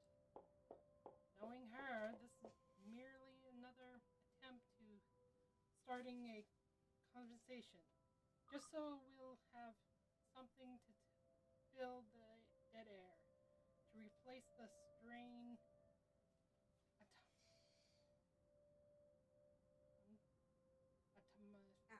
atmosphere we've somehow walked into. One thing, the very thing I'm not too keen to deal with is a present. Deal with it present. Deal with in present. Behind me, Isabella also changes her pace to match mine. Her soft strides grown brisk and uneven in order to catch up. Sorry, I have this right here in front of me. So okay. that's why I'm like, when I get to the side thing, I'm just like, Matrix. A small part of me half suddenly trip. Ooh. That would be embarrassing. She's not the clumsy sort, but there are definitely times when she can be the least coordinated person on the planet. Becca, hey! Oh no. Wait for me!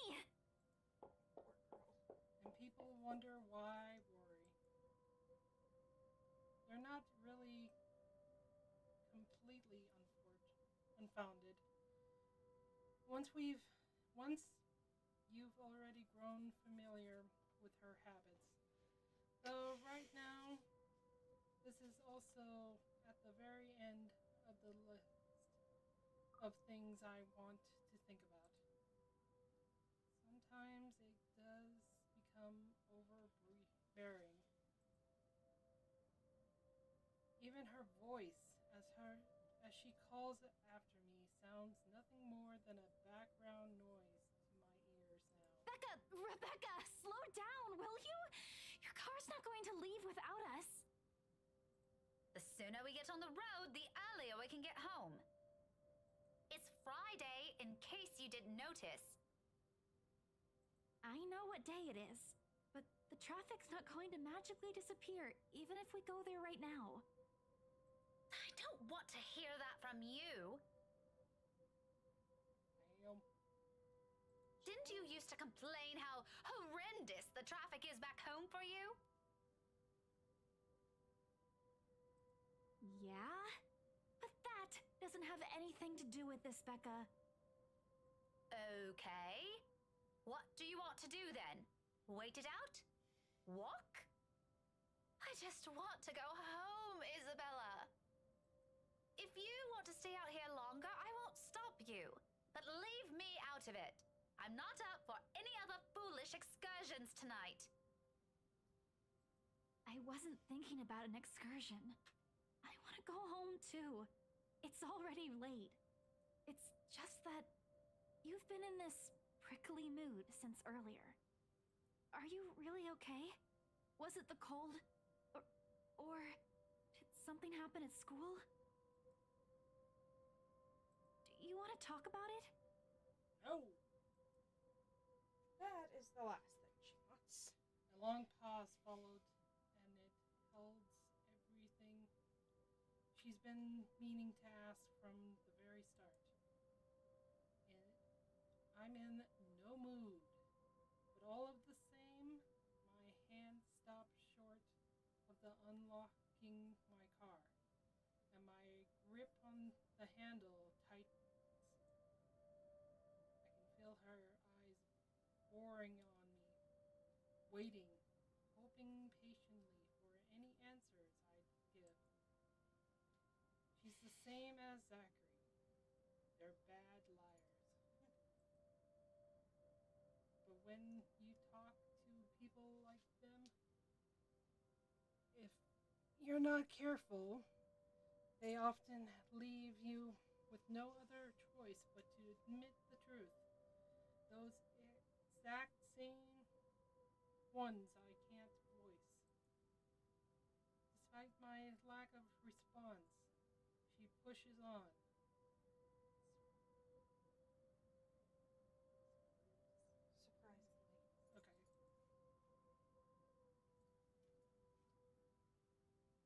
Okay. This time, her tone is quarter more tentative than usual. Was it because of the letter? That's not the only thing that she's upset about. Yeah, she's sick. She's sweet on Ash, and he's sweet. Yep. It's a well-meaning question, much like the rest of this talk. Yet something in how she says it irks me. If it is, I'm really sorry. I didn't mean to cause a scene. I did see something in the mansion, though. I wasn't lying about that. Whatever she wants to take I no longer want to hear a word of it. Not at this moment. Probably never.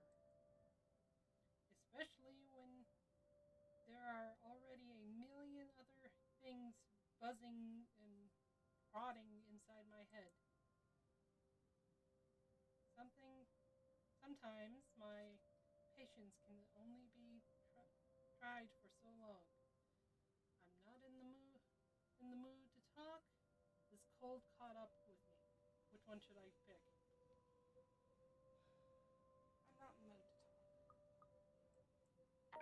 And during the open house, even if there were a lot of people around, there were weird things happening.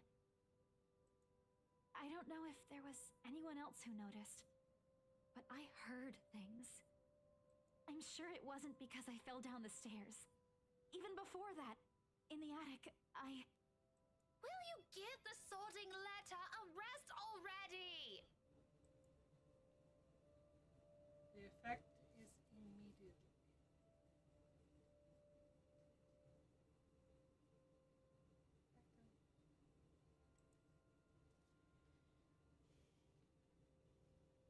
Abruptly, Isabella clamps her mouth shut. Poor girl. Hurt flickers across her face as she looks away, and her shoulders drop, all before the thought of holding back on my tone, or how she'll take every word cross my mind. When the realization does hit after, a twinge of guilt washes over me at once. But with all that has already been said and done, what am I supposed to tell her then? That I'm someone who can be so easily unsettled by my own assumptions? That this stupid sulk has been brought upon by some equal stupid jealousy? That the simple glimpse of her and my childhood friend together infuriates a part of me? Or that I wish I've been in her place during those times instead? True or not, I owe her neither of those, and if anything, she's the last person I want to know about it. Look here, I'm not in the mood for this kind of talk tonight. My head is aching and I'm tired. I don't want to hear about the dumb letter, or the mansion, or whatever it was you saw in the bloody attic. Just get in the car and we're going home. sorry. I won't mention it again. If you're so worried about it, why don't you just throw the blasted thing away? You make it sound so easy. Because it is. Here, hand it over, and I'll do it for you. Might as well shred it up while we're at it. I hold a hand out to her, though the gesture is without any expectations. She's nothing if not stubborn, and it isn't surprising when she turns the offer down with a swat of her hand. Rebecca, just leave it alone, okay? I get it. You don't want anything to do with it. Good. I hope that settles it. Yeah, just forget I mentioned anything. I'll figure it out myself. That makes me stop again. This time I turn to look at her, searching in her face for an explanation. But all she offers me is a sidelong glance and another one of those pained looks before climbing on the passenger seat and closing the door behind her. Somehow, even with the steady din of the traffic around us, the sound of that feels heavier, weighted with everything we refuse to utter tonight. This is what I want, isn't it? It certainly doesn't feel like it.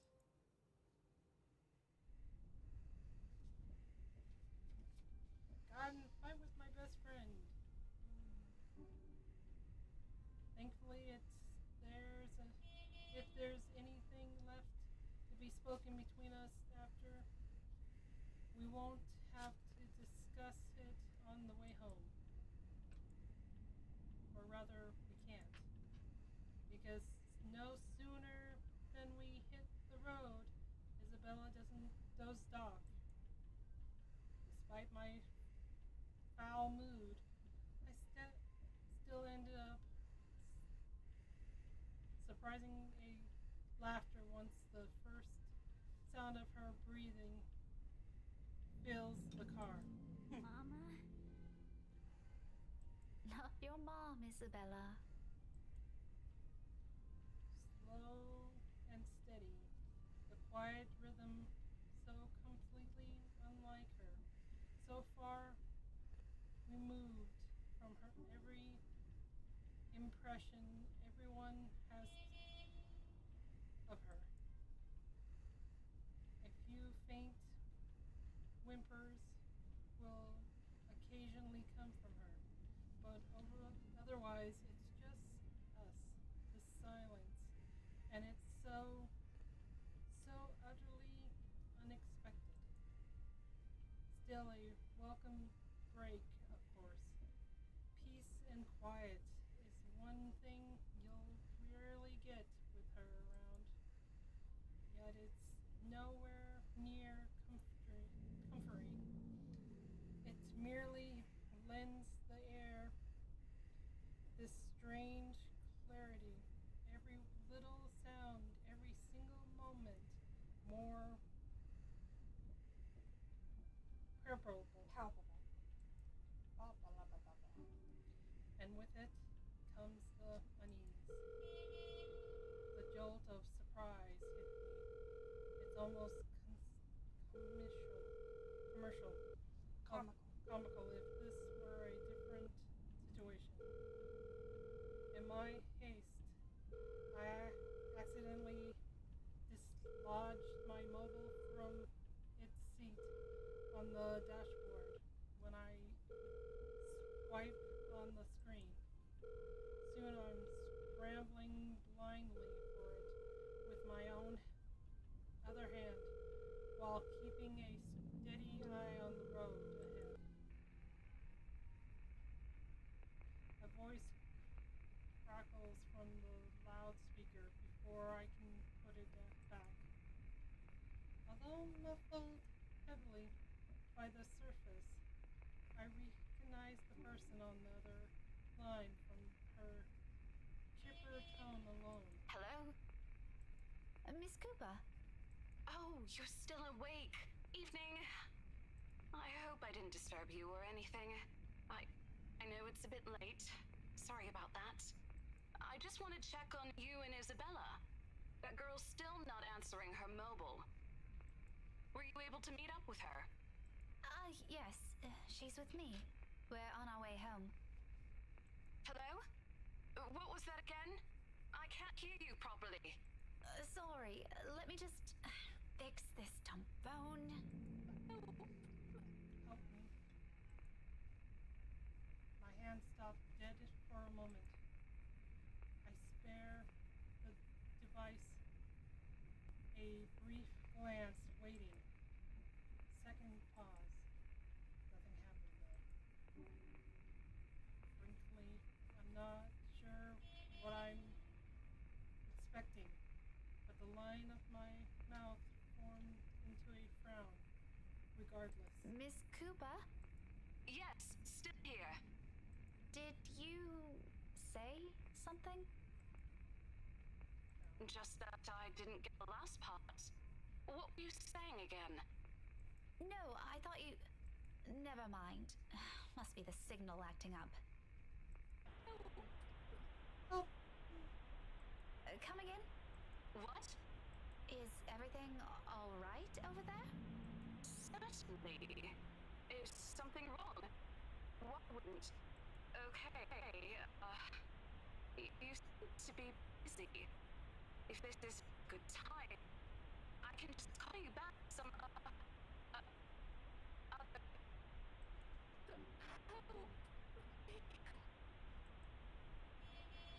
to make a conscious effort not to panic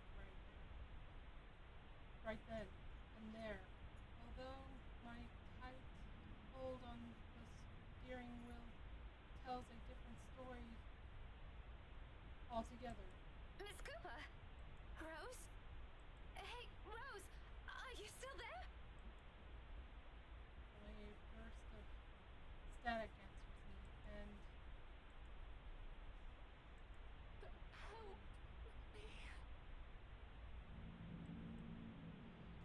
maybe this last is entirely because of exhaustion. It has been a long day, and I haven't fully recovered from last week's bout of flu. Contrary to what I've been telling people. Though perhaps had I paid closer attention to it, had I not been so occupied with other thoughts, I probably wouldn't have noticed earlier, or would have noticed earlier, that it never came from my phone, but from somewhere right behind me.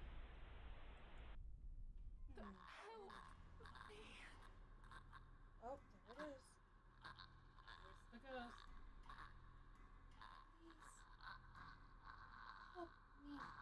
Please. Time slows to a crawl. Looking up in a mistake is a mistake. The first thing I see, its face. A ghostly shade. Every inch battered, bruised, and bloodied.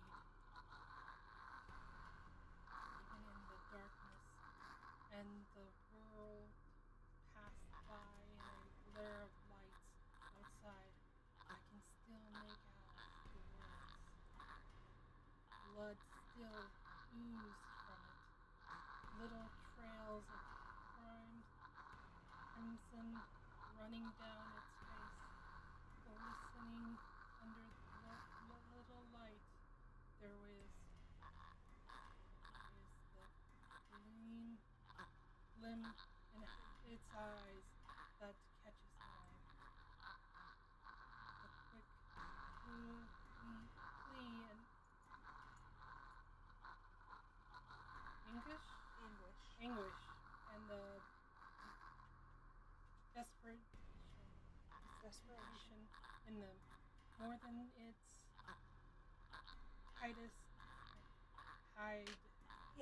hideous features, and the awful stench of gore now soaking the air. And try as I might, I can't bring myself to look away, even as it retort into a horrific smile. Even as a sharp, harsh noise pierced the air, and the silence around us. Rebecca! Huh? Car! Eyes on the road! Against everything I've been taught, and I've constantly remind myself, I close my eyes.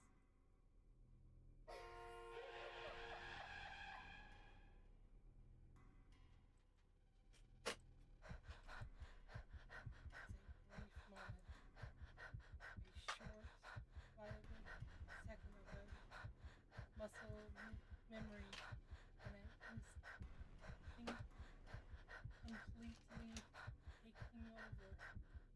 taking over. And if I don't allow it, if my hands don't move, or my feet doesn't hit the brakes, in that exact second, I might have Isabella, and I might have... No. I shake the notion away before I lose myself in it. Right now, an ugly line of thought I refuse to venture into. Not when breathing is a struggle and every ounce of strength has been totally drained from my body. Most definitely not while Isabella panic voice beside me still rings in my ears. We're alive. We're safe. That's all that matters. Is it not her face that I look for then when I finally open my eyes? All gone. I expected stains, little telling marks and creases on the covers of to the show me where it sat not a second ago. But whatever it is, it left not a single trace. And though courage is a hard thing to gather at this point, I take what little of it remains in me and turn towards the back seat. Even then, there's nothing. Or was there really something in there in the first place? With how empty it is, I'm beginning to doubt it. It's stupid flu again. I need a long rest after this. My hands fell useless to my side, numb from how tight my grip on the wheel has gone, yet still trembling from the unexpected rush of adrenaline. Against my ears, my heart still pounds an erratic rhythm, and my breathing hasn't slowed down, but the words has already righted itself without waiting for me. And little by little, second after second, as I sit there motionless, color begins to seep back around me.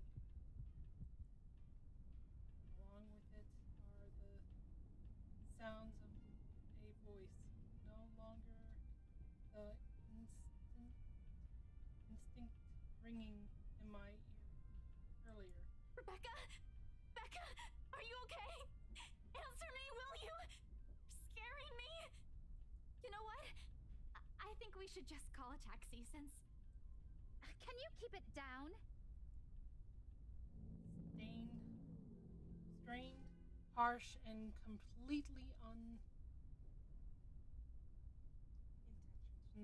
intentional, but with heat prickling at the back of my eyes and the mild throbbing at my temples, I could honestly do with a little silence for now.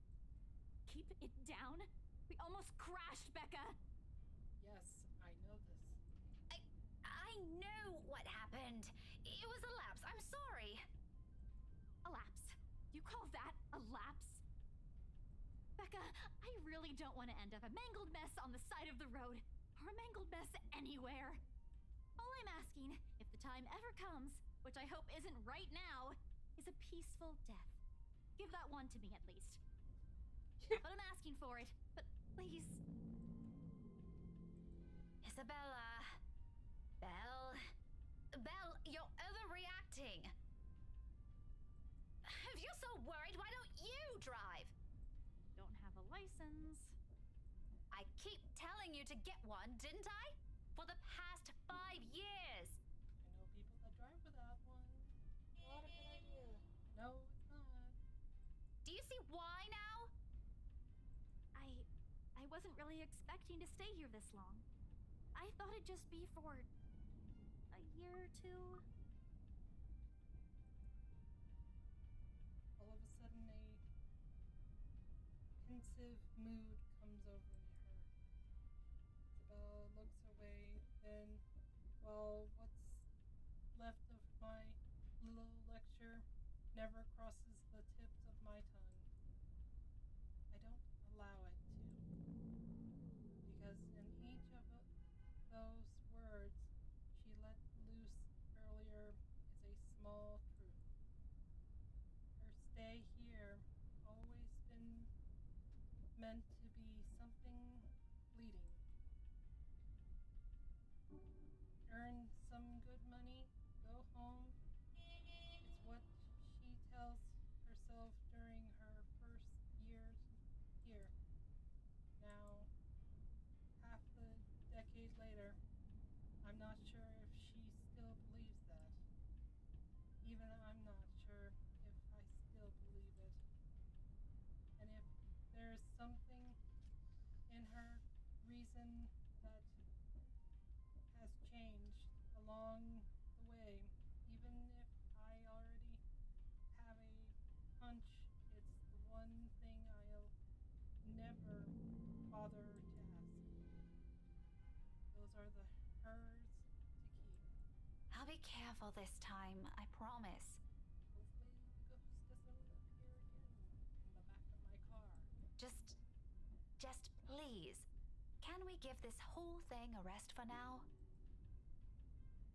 She nods, and that's the end of it. She spends the rest of the trip back to Salem. Salem, wow.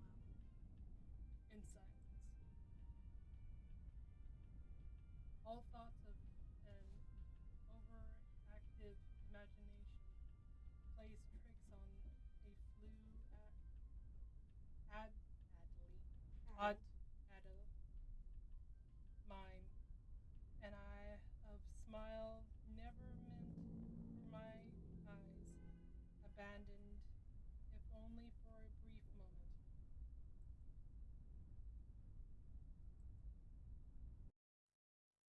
October 25th, Tuesday. It begins innocently enough. Tuesday morning arrives like any other day before it, bright and clear. I want to check something really fast. Okay. The intimacy? Yeah. Yeah, Isabella went down. Oh, yeah. Unsurprising.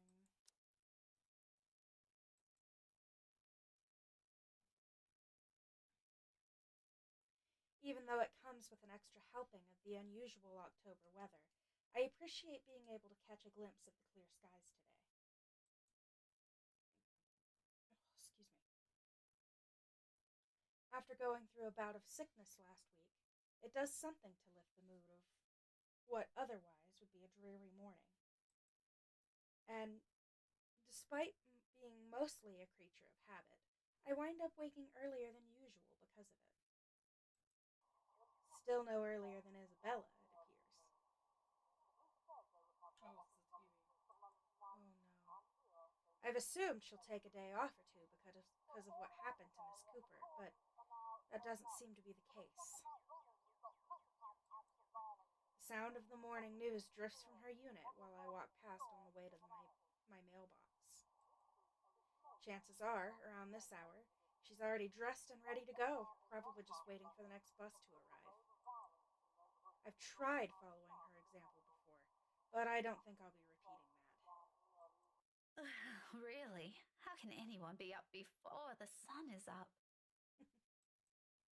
I know, truly disgusting. It's a habit she got from home, she said, instilled in her by the kind of life she grew up in. Like clockwork, it's always at 4 a.m., either to help with the chores or prepare her little siblings for school. It surprised me the first time. She just didn't look like someone who could. In the end, I've simply passed it off as one of the many things anyone will have to get used to around her. Not that I'll ever fully understand. I'm my parents' only child. We aren't well off, but so far, I've lived a relatively easy life. I didn't have to think about bills or food for the next day, or paying for any siblings' tuition on top of my own, or supporting a sick father's medication. All I had to worry about were my grades, if I'd gain Mom and Dad's approval, or what we'd be having for dinner. When put next to hers, they all pale in comparison. They look less like problems and more like petty issues this way. Petty issues? But, as unimportant as it all sounds, sometimes its ugly head rears at the most inappropriate moments. And sometimes they come through your mailbox in the form of a fancy-looking letter, pretty ribbons and all. Whoever sent this has spent silly money on the envelope alone. Verging on ridiculous, really. I can already imagine Isabella wrinkling her nose when she sees this. Then she'll complain about unnecessary expenses and rich people problems. I'm almost afraid to touch it myself. As if simply brushing a hand against its crisp surface will be enough to put a crease on it, and it'll be a terrible sight to the sender. But, as extravagant as I find this, it isn't really the first time I've received one. Most of the time, it's not even for me, so who am I to complain? Either way, no look of surprise crosses my face once I flip the envelope over to see my parents' names written in neat script. Nothing new, then. Their years in the academy naturally brought with it various connections, people from other fields, art, science, business, politics, you name it. This one, though, gives off a much personal vibe. Letters like this usually come from old students, people who've grown fond of my parents, and they, in turn, treat like children of their own. I've only met a few of them. Most have moved on to become successful in their chosen careers, and little letters like this are their way of expressing gratitude.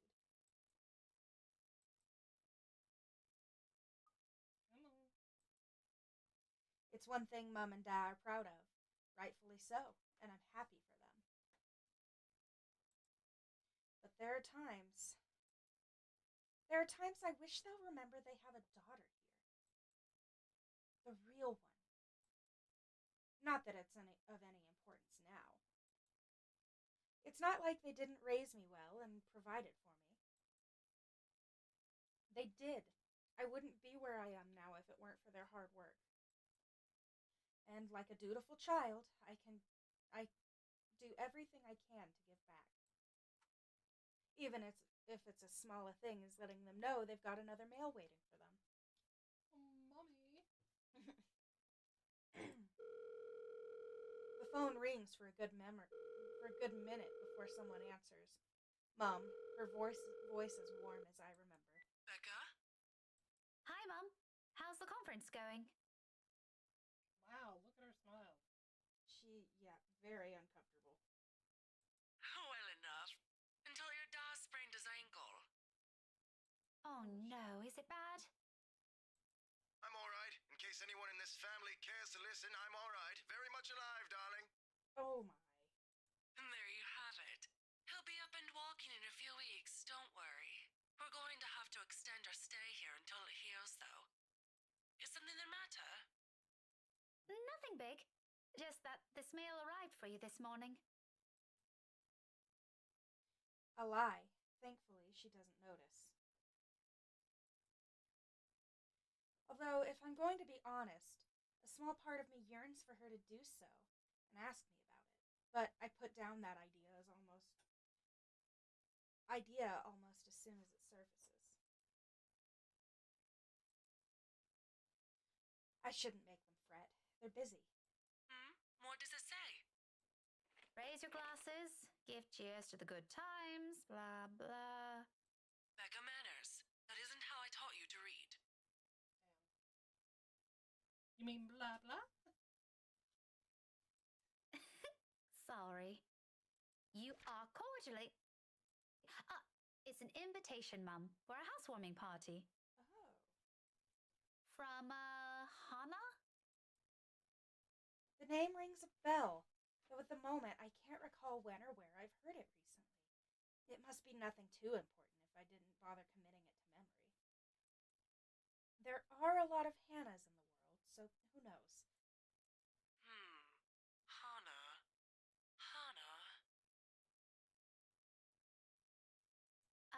She also wrote you a note, Mum. It says you used to be her private tutor at the Evans mansion.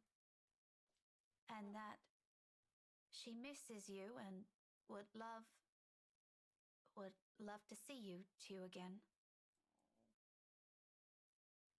It makes my heart clench to read another openly say those words to them, the same ones I want to tell them. I want to see you too.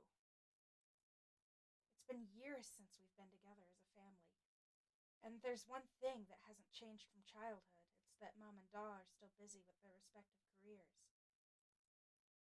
Out of the country, away on some meeting or symposium, sometimes for months on end. It only grew more frequent with the years until I'm old enough to live on my own. I'd like to think that's how I've become independent at such an early age. They've always praised me for that. At times, I wish they didn't. Evans? Oh, I remember now. Honey, it's Hana. Hana Evans. Remember? Bright girl, 2 years older than Becca? Didn't she get married a few years ago? 7 now, I think. But, they grow up so fast, these kids. It's nice that you remember them and not your own daughter. Yeah, she invited us to that too. Fonte de Medici. But we missed that one because you had to present your paper in Singapore. We did send her a note after. Still a shame we couldn't attend, though. What is it about this time? She sent another invite for a housewarming party. Becca, when is it? This Friday, Mum. Oh, that's too bad. We'd love to be there, but Da's not in a condition to go walking around. I guess we'd have to decline again. I really miss that girl. You couldn't even remember I could go her in your name place. for the- Oh no shit. I could go in your place. Say no, say no, say no. Mhm.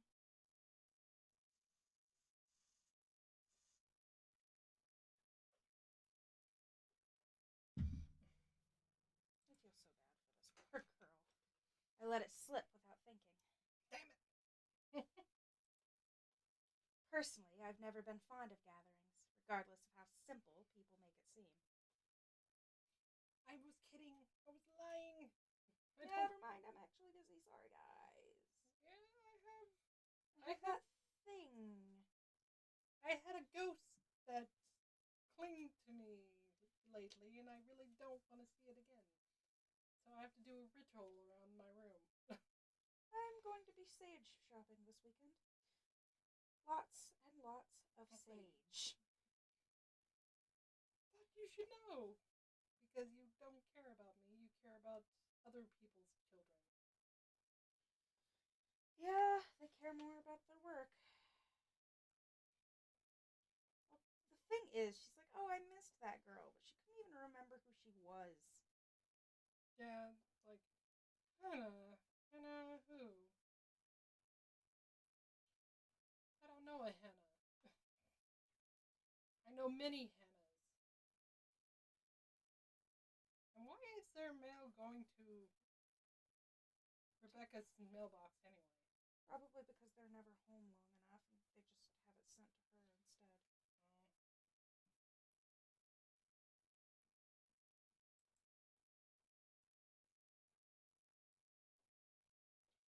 But if there's one thing I hate hearing, that disappointed note in Mum's voice always ranks first. Whether it's directed at me or some other thing doesn't matter. Are you sure? Don't you have work this Friday? Yes. Yeah, but I don't want to.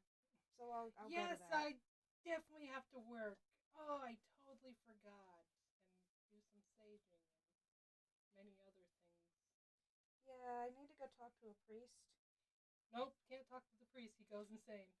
Poor priest. I feel so bad for him. Mans was just doing his job.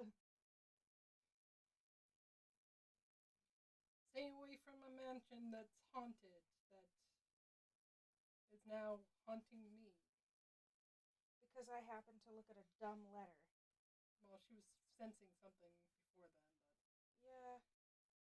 But it definitely came after really early. Yeah, it did. You didn't go after Zachary for a while. Yeah. I wonder. Until he actually walked around the mansion taking pictures. Yep. But he didn't really go to the mansion, though, but she did. Yeah. I think you have to be there for it to attach to you. Maybe. Well, I was gonna say, how did Zach get his? But he was there picking up Isabella. Yeah. So... The event will be in the evening, Mum. It shouldn't take anything away from my schedule. I still don't want to go. I'm trying to be a dutiful daughter. Yeah. Because I love you so much from a distance. Because that's all I get. Yep.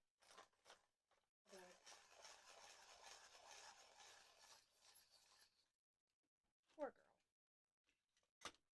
Okay. It's all right. The invite's for 2 people. I can bring someone with me so things don't get boring. Ashton, I want a date. Not that he'd think of it like that. No. I see. Maybe you can also invite Ashton? Oh, you read my mind. Yes, Ashton's a nice dude. Well, okay, I wouldn't use the word nice, but he's chill. Mum, that's a sure no from him. He hates attending parties. But I'll see what I can do. I'm blushing the whole time. So cute. If not, I can always bring Isabella with me. You know her. She won't say no if there's food involved. Okay, if it's not going to be a big problem for you, I don't see why not. We owe you this one, darling. Yeah, I doubt. I'm pretty sure they probably owe her many more. Mm-hmm. Poor girl. No problem, Mum. I'll even say hi to Hana for you. Please do. And let her know we'd love to see her once we're back in the city. Leave her our number or something. I will. But you know, the 2 of you would have become really good friends. Don't you remember? You met with her once. If my memory serves me right, you were 12 then? This too, I can't recall. It's probably one of those meetings where we only talked a bit before going our ways. If she did leave an impression, I'm pretty sure I would have written about it somewhere, or at least recognized her name. As it is, the only few people I remember clearly from that time in my life is Ashton and Mandy. To some extent.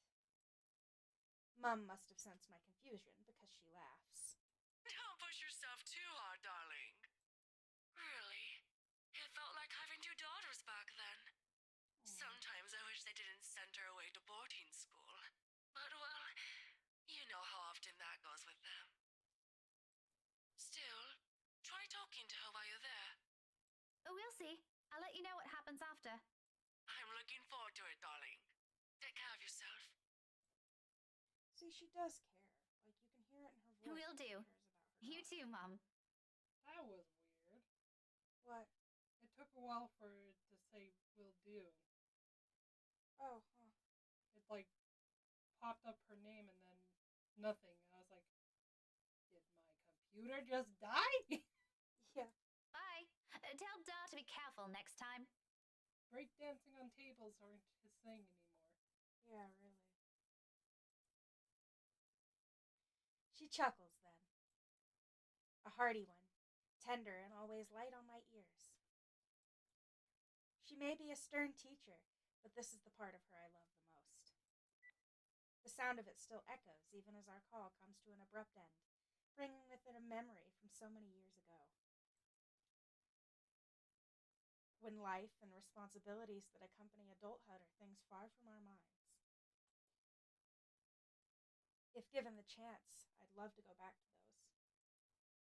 I don't dwell on it, though, shaking it all away almost as soon as the memory forms a clear picture in my head. I've always wondered how Isabella can easily pretend everything's normal over a phone call, then bounce back to her usual self immediately after. I've seen her do it plenty times. For me, it just drains whatever energy I have. And with a whole day of teaching still ahead of me, I can't afford to look exhausted in front of my students. Even for a wee bit, it's never a good example to set. So, with another sigh, I put everything at the back of my mind and tread back to my room. The rest of my day waits. Do you want to go? Okay. 15 minutes later, I'm heading back out, dressed for the day. My car keys in my hand. Originally, I don't stop for anything. There's never a need to. That's the beauty of this apartment complex. It's quiet and everyone keeps to themselves.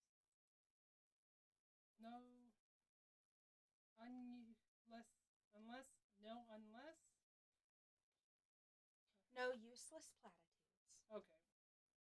In the morning, no need to wear a smile on your face. Least other people are noisy enough to ask. Today, however... Oh, I thought I was going to be the ghost again. Because when it starts up, it's like... I was like, oh, jeez! The morning broadcast still playing from Isabella's room. My brisk pace slows to a stop, and a frown gradually forms in my face. In my face? That doesn't make any sense. Oh, yeah, I think it's lost in translation. It grows inside my face.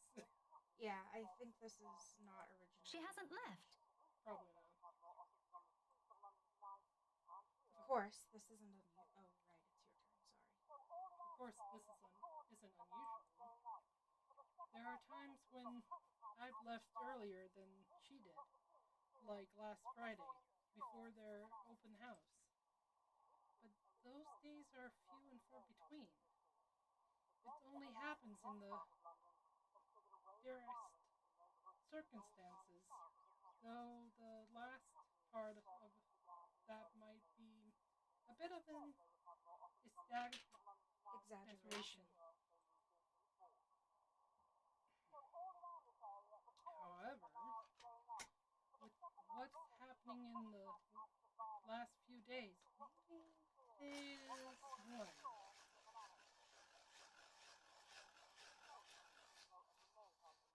The death of a friend isn't something anyone can brush off, and for someone like Isabella's the kind who gets attached to people easily. With Zachary, Austin, and I, that has been the case. I can't imagine what she might be going through right now, especially when the woman was someone she owned a lot. Owed a lot. Despite their training being brief. I've given her the space last night in deference. But perhaps today might be a proper time to check on her. Whatever. I've still got time anyway. With light steps, I move closer to the door, hands already posed to knock. Still, I didn't do so until I hear her answer me. Isabella? Belle? Are you in there? No answer. After a second, I finally knocked, lightly so I don't disturb her, in case she's sleeping and... Oops. Sorry. It's alright.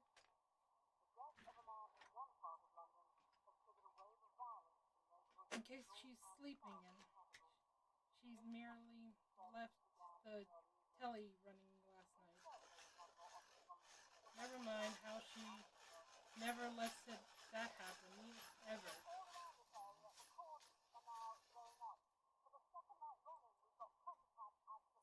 Waste of electricity and all. I just want to check on you before I leave. Is that okay? Are you going to work today? Belle? Still nothing. I'm about to leave. If you want, I can drop you off. Another round of knocking. Then I'm fishing out a copy of her keys from my bag and unlocking the door. She lent it years ago, after I complained about the mess and offered my help in cleaning up. I thought the gesture was completely unnecessary back then. After all, I could always knock. But she never did bother taking them from me, always returning it or turning away from the conversation whenever I insist. At one point, I simply stopped trying to help it, handed back to her. Isabella? I'm coming in, all right?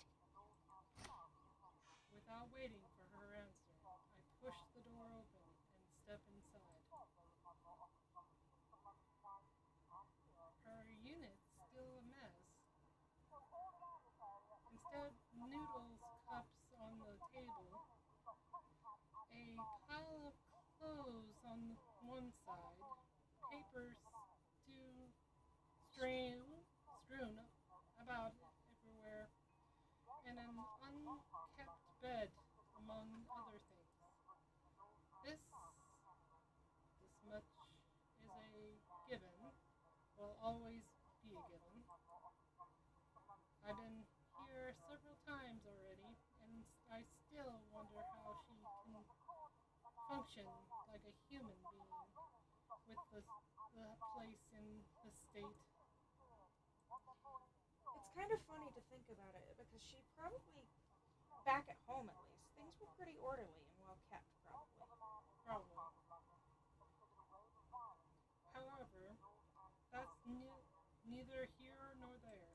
I'm not sure what I'm expecting, but it's certainly not finding an empty flat.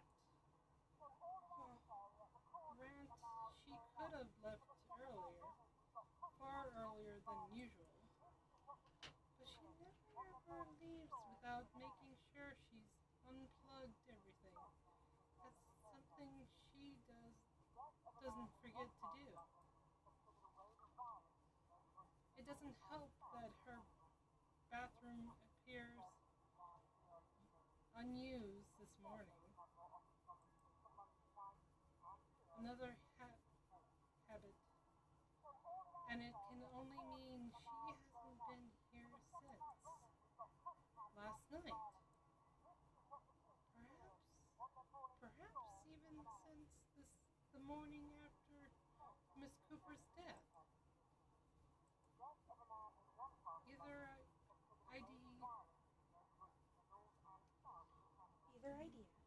Either idea doesn't sit well with me.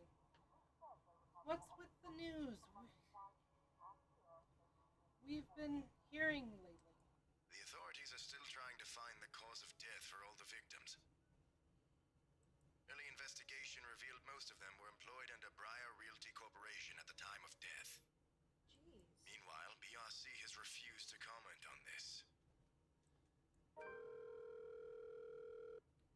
Gathering my wits, I immediately place a call to their mobile. It rings for a big moment. Good moment. It rings for a big moment. It rings for a good minute. A sound of comfort in itself. But when another minute rolls by without her answering, well, I'm not a woman prone to panicking, suddenly bought of temper. Maybe, but never panic, despite how I may sound when speaking.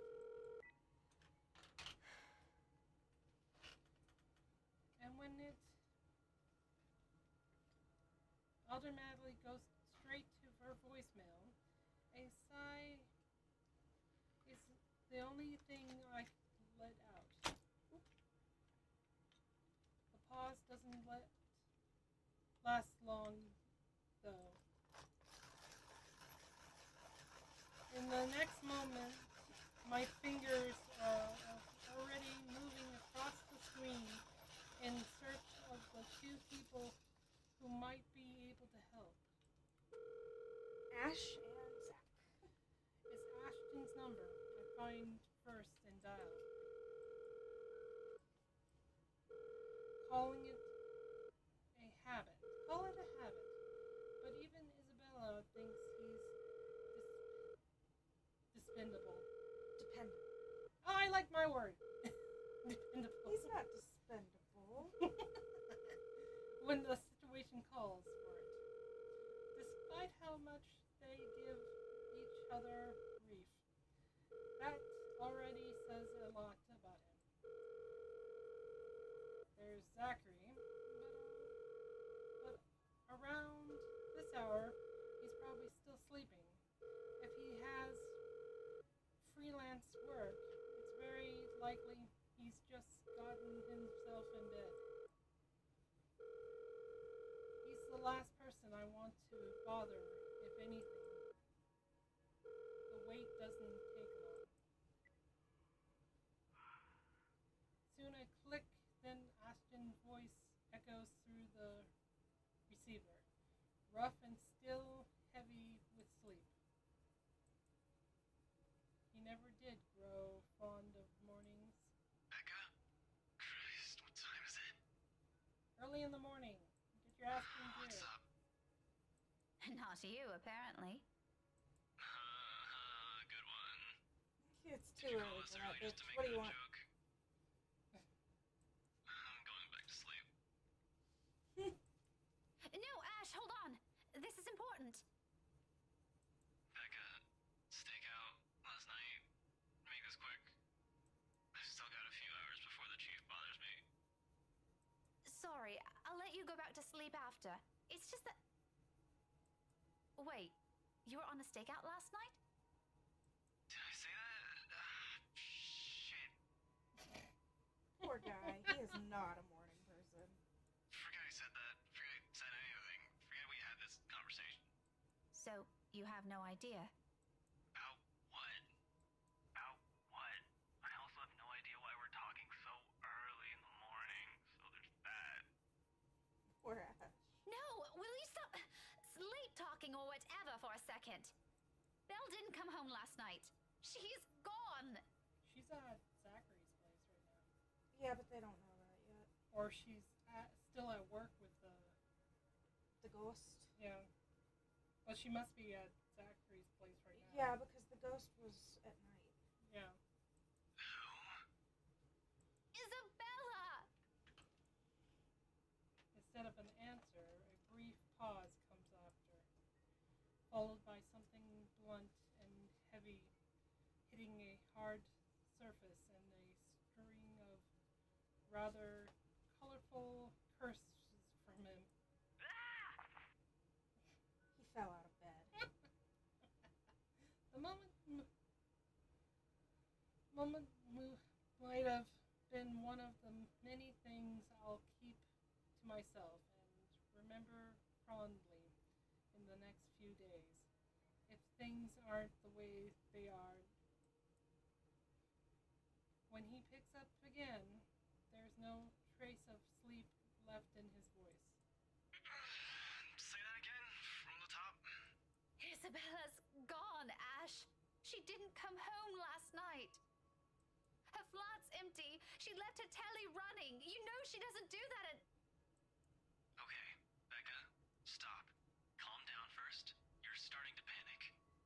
I'm not! You are. Breathe. One person's not going to simply disappear like that. This is Isabella we're talking about. Did you try calling her? What did you think is the first thing I did? She's not picking up. It went to her voicemail. How about Zach? Did you check with him? Oh, yeah. Not yet. I didn't want to bother him. You know he has trouble sleeping and all that. All right, I'll go ask Zach. I'll call you back. No, wait! Oh.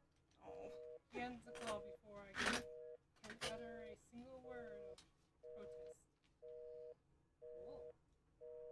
See, your creativity is good. It's getting there. I'm good with that. That's fine. Yep.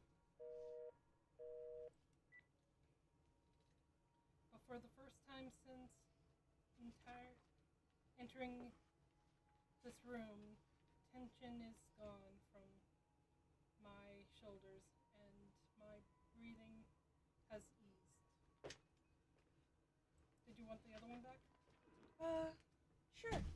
Oh, are you okay? I'll just slug my desk. Yeah, I guess. Ow.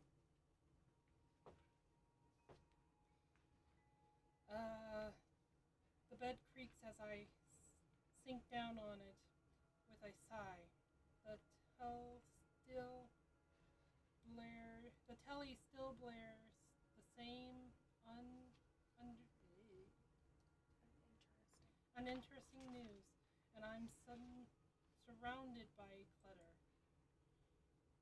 All the same, it feels strangely calm to be here, without worry nagging at me.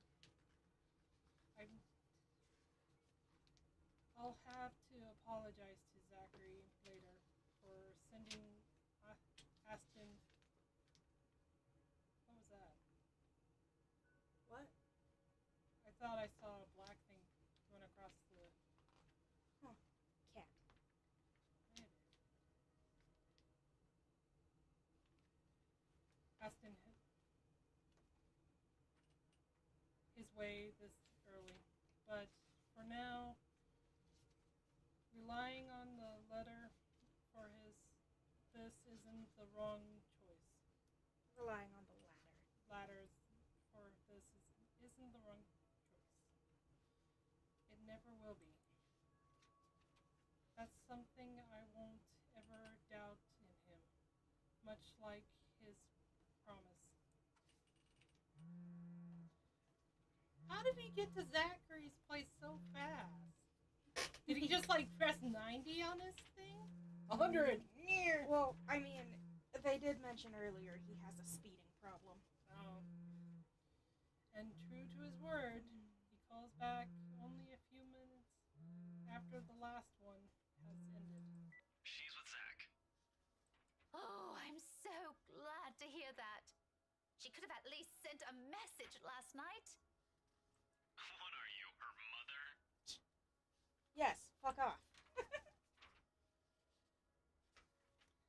It's one thing to hear that from Isabella, but from Ashton... I don't want to hear anything like that from you. I'm serious. You've got to stop treating her like she's one of your students, Becca. You don't have to keep tabs on her every time. Last I checked, she's only 3 years younger than the two of us. That's almost a decade gap from those both of those printed out? I'm not sure. Yes, I think. This one and this one, please. Okay. I don't want to take up all your coloring pages, so you're just going to have to make copies for me. I'm actually having fun. I haven't colored in a while. Let's see if I can find the first one. Sorry. No, it's not your fault. I just had a twitch. Those just happen. You know that. The Male Angel.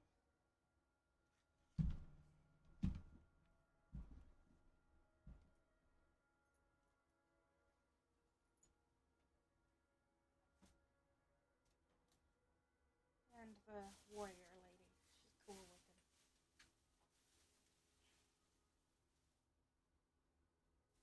If you want something hard to draw on. That might work. Thanks.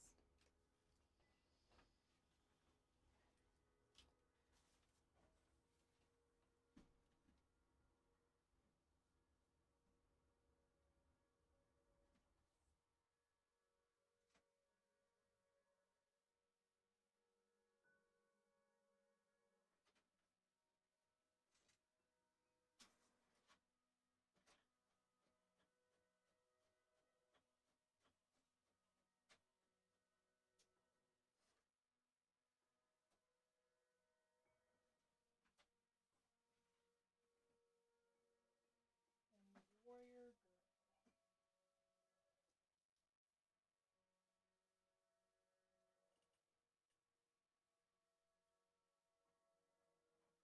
There you go. Thank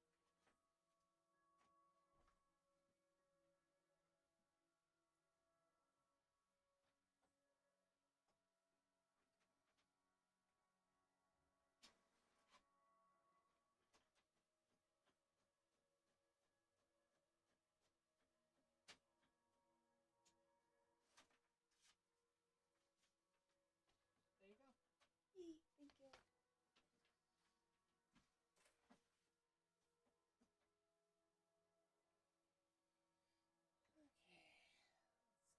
on going.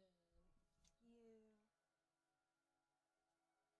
Let's see if we see the ghost again.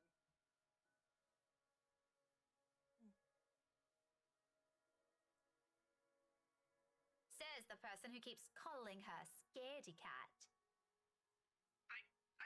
That's... I don't keep calling her that. That's not related at all. Uh-huh.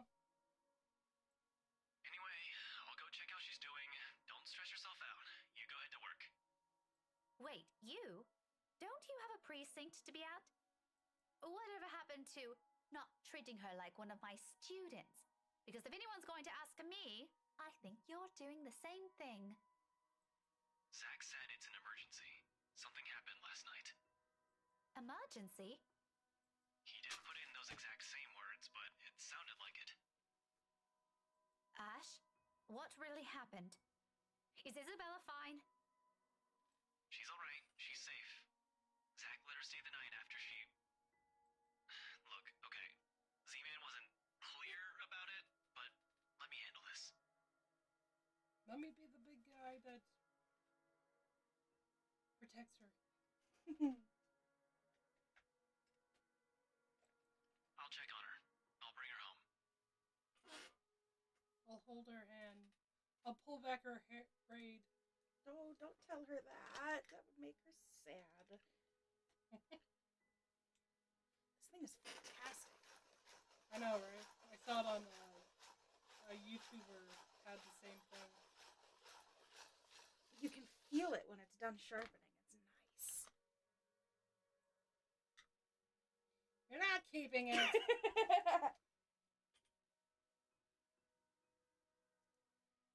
Sounds like a lie if I ever heard one. The sort where he admits things so people won't fear. He omits Fret. things so that people won't fret.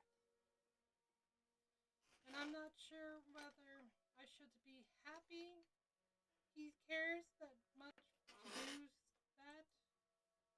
There shouldn't be a need.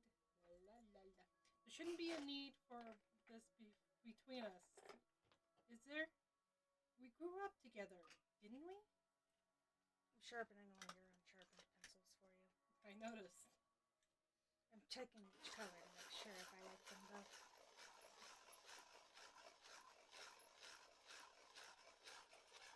If this gets annoying, you can tell me to stop. I'm just waiting for you.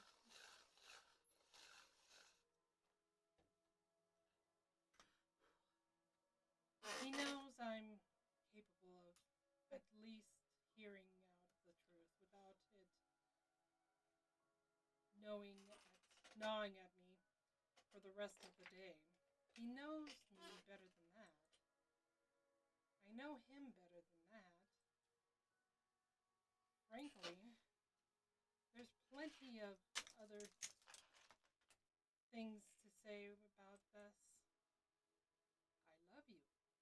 Will you date me instead of going after Isabella? Let's smooch. But despite and after all the trouble he went through with how things are moving at the moment, only one thought occurs to me. What should I say? I can handle it. Sorry for the trouble. Sorry for the trouble.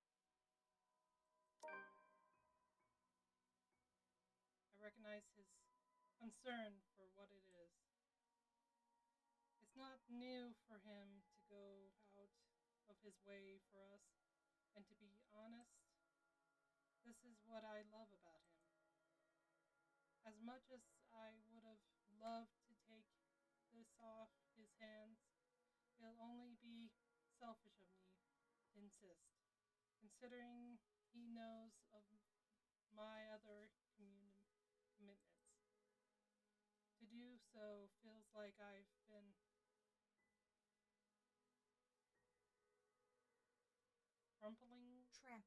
trampling on the kindness he seldom offers to everyone. Sorry for putting you up to this. Nah, don't mention it. You've got other things you need to worry about. Take care of those first. This is a small thing. I still owe you one. Oh, I can name a few things you can do about that. You know, there's this ice cream shop that opened near the movie house. I could use... Okay, let's stop right there. That's enough. On second thought, maybe I'll just think about it some other time. Harsh. Yep. We both laugh. The sound lighter and more comfortable. Like the old days when a wayward 26-year-old is at the bottom of the list we need to worry about. This is how we find a common ground. We may not agree on a lot of things. We may see things the way the others does. But the give and take is something we've learned to get used to over the years. However, whenever it's like this, confidence in him is the least I can offer. Thanks. Really, thanks for this, Ash. I'll let you know what happened afterwards, I promise. I'll call you later. You have a good day. Bye. I admit the way he put it isn't comforting enough. He can be blunt like that. So many unknown verbal variables, so many words left unsaid. I wish he'd simply lay them out all in the open. Because like this, I'm more inclined to think there's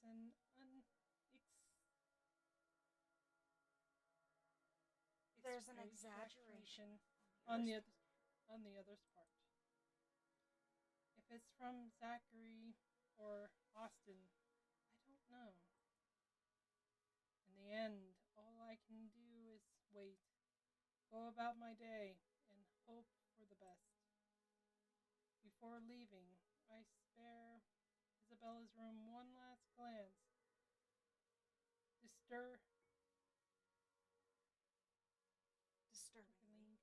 Disturbingly quiet now without her in it.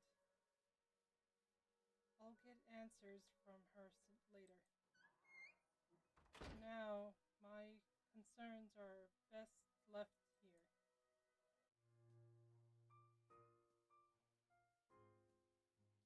The rest of the day slips away in a blur. Despite my best efforts in keeping this morning's events from surfacing in my mind, it sticks.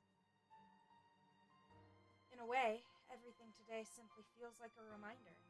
Every conversation, regardless of how casual, every topic, no matter how mundane it seems.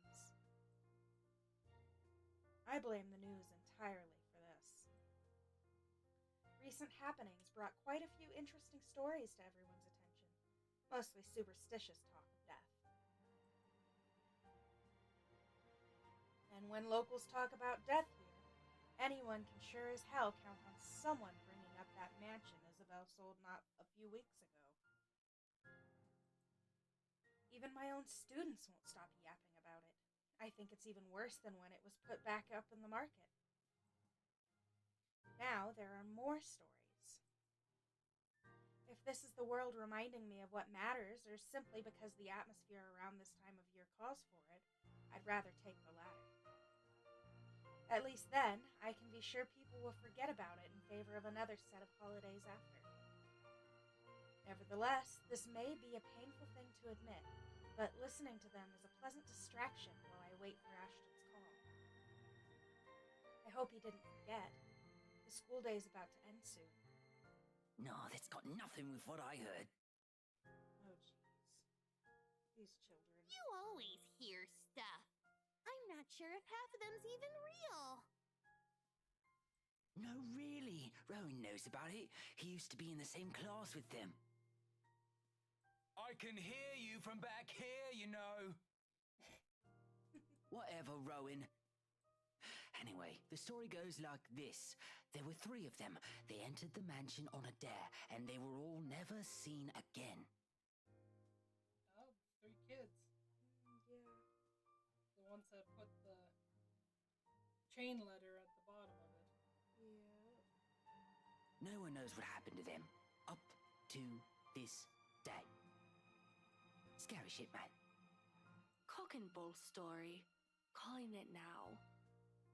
No, you don't get it. Why don't you ask Miss Gales then? Better yet, why don't you go inside the place? I'm betting my allowance you can't do it. First off, it's already bought by somebody that owns it, so I'm not gonna go to jail just because you want me to go in. Just a little superstition.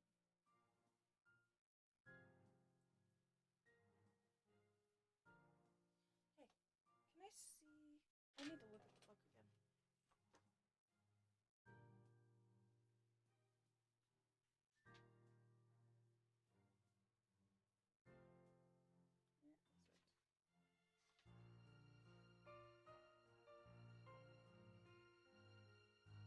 Yep, I knew it.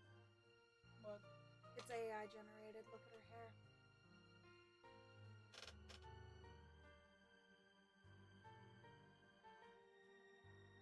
That it goes into the armor. Mm-hmm. Oh yeah. Yeah. Okay. Even it can even tell from this hair right here. That's not. I didn't think. Oh. Yeah. Shit. Damn AI is taking over everything. Yeah, it usually does. When will they get bored of it? It makes them money without using artists. Which is horseshit. I agree. Their talk immediately halts when I look up, all of them suddenly pretending to be engrossed in their current activity. Still, a word to put a stopper to this nonsense is needed. Creativity and imagination fostered by these stories is one thing, but reckless ideas should be corrected before anything potentially tragic comes from them. Back to your worksheets, everyone. Don't make me come over there and beat you. Yeah, really. I'm that kind of teacher. And I don't want to hear any talk of dares or going inside that mansion. It's private property now. It always has been, hasn't it? Yep.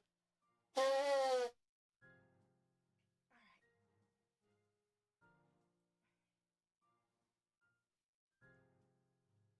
Okay.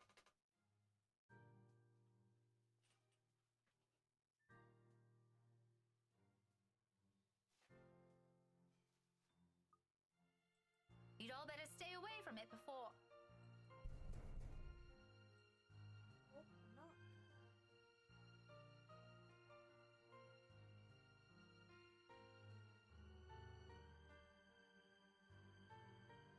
the noise, the whole lot of them goes silent.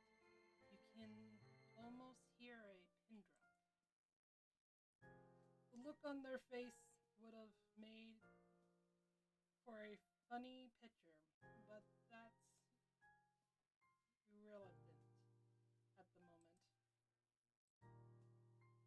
If is a student loitering around, someone's going to be in trouble. I'll be back. If you're done, you can leave your worksheets on my desk. Keep the noise to a minimum while I'm gone, okay?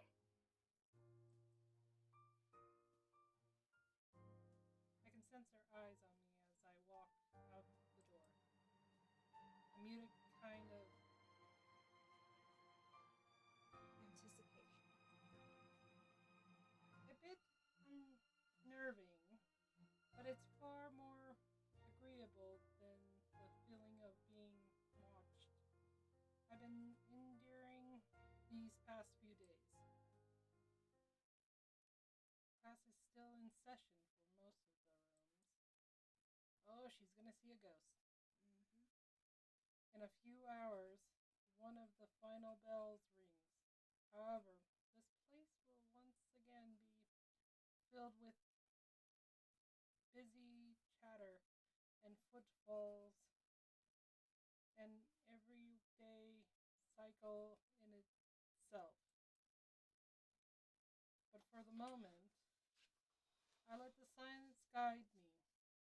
My ears focus on whatever sound there are, or there will be, searching for the distant clinging for metal.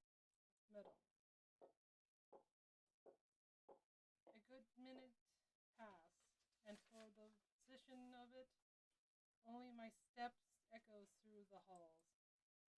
And another. I'm about to turn around, then the sound. Somebody's locked in a locker! Yeah. The sound of it halts my footsteps. It's a little muffled and infrequent, but grows louder after each interval. With the hallway divided of people, if I don't put a stop to it soon, he'll start to disturb the other classes still going on. Looking for it doesn't take long.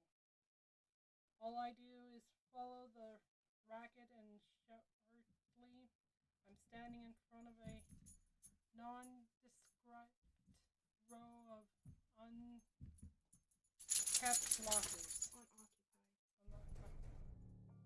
I think that the dog's need to pee. Probably. Alright, we're gonna take a break. So we'll be right back. Please.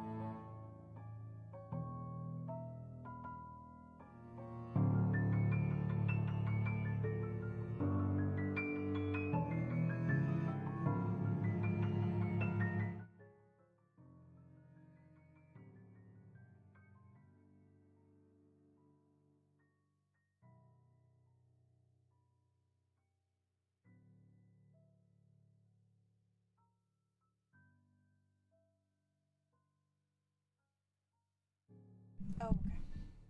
Go ahead. Okay, and we're back. And from inside one of them, sitting in the middle, comes the noise. Annoyingly disruptive now that I'm facing it.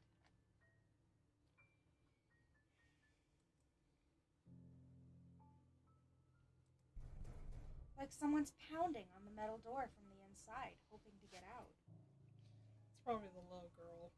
That would be so sad. Why would someone put a little girl in a locker? Leaning forward, I try to get a glimpse through the horizontal slats of whatever's causing it. But in this light, only darkness greets me and another round of clanging. Louder than the previous one. Poor kid, whoever's in there. More desperate. I've heard stories before, from other schools, from a few colleagues who had to deal with it once or twice. Although, personally, I've never encountered one myself, and I can only thank the heavens I haven't yet. But If this is another kid some other student stuffed in a locker. with a huff, I straighten up and study it briefly with a frown. At once, it stops. Immediately replaced by the muffled sound of a mobile phone ringing. I give the door a few raps before taking my attention away.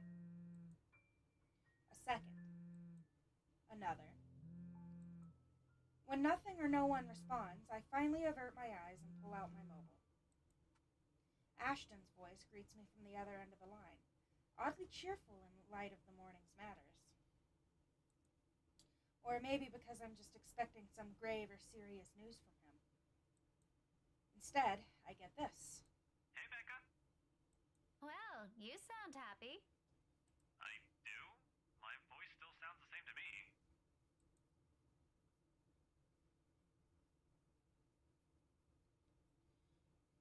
There are only two things I know of that could be the reason for that tone. Sweets, or he's gotten a good lead in his case.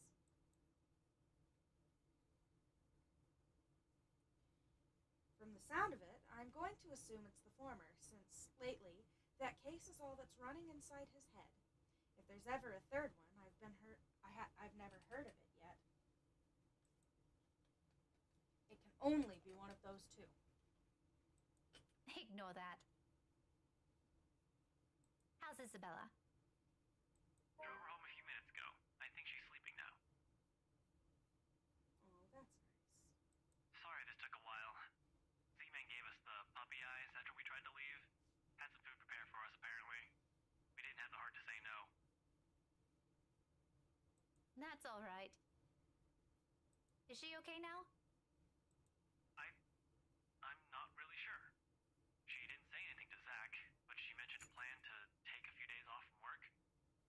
It was a passing comment before I left her, so I didn't get to ask. Must be because of Rose's death. Could be. It doesn't seem like it from Zach's story, though. He said she was shaking when she got there. Shaking?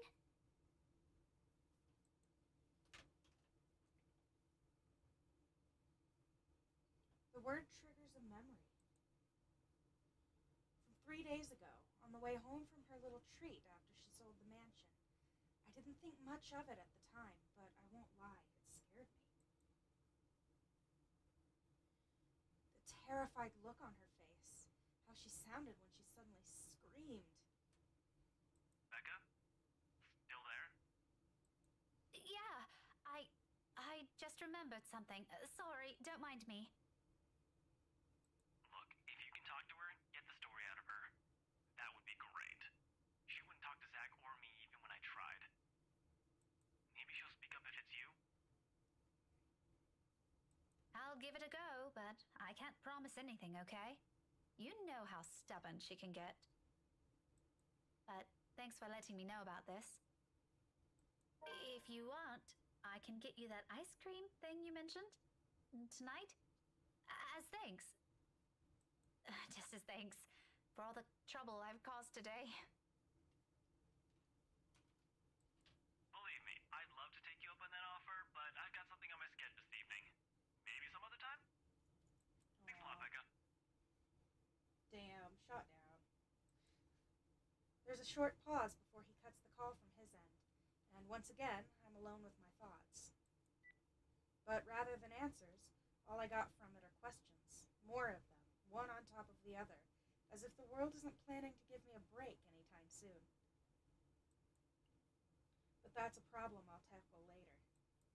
Right now, I've got students who need to be taught follies of eavesdropping, if the slightly open door and their smothered laughter from inside is an indication. All right, enough eavesdropping. All of you, back to your seats. Is that your boyfriend, Miss Scales? Oh. None of your business. He totally is. A quick scuffle follows that comment. If there's a retort prepared at the tip of my tongue, I drop every pretense of letting it loose on them. There's no use arguing with teenagers sometimes, boisterous as they all are. They're still my kids, though. Rough around the edges, maybe, but still my kids. Shaking my head, I head back to my classroom with a smile, but not before taking a glance at the locker again. It hasn't made a sound since. Oh, must be the wind. If there is a kid stuck in there, bruh. How is she not going to the office right now to get the combination, just in case there's a kid in there? Yeah, no kidding.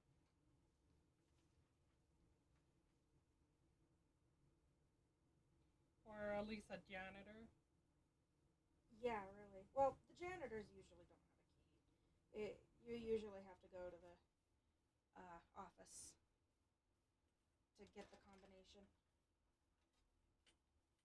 So without another look, I leave it alone. Smart. Oh. Okay, so it's not a kid stuck in there. Okay. Hopefully not. That would be awful.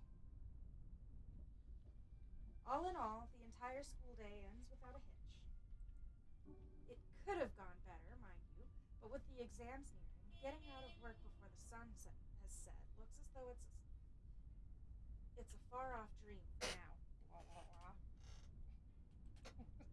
Having the same problem. I keep getting distracted. At least until they're over. Then we have the holidays to look forward to. There really are times when you simply take what you can get for the time being. Nothing wrong with that. Oh wait, I think it's your turn. I've read long enough, haven't I? I got carried away. All I'm hoping for is that this'll continue until the whole day ends. There's still that promise I made to Austin, and frankly, the idea alone doesn't sound good. If Isabella doesn't talk to them, what makes them think she'll talk to me? It's not like there's a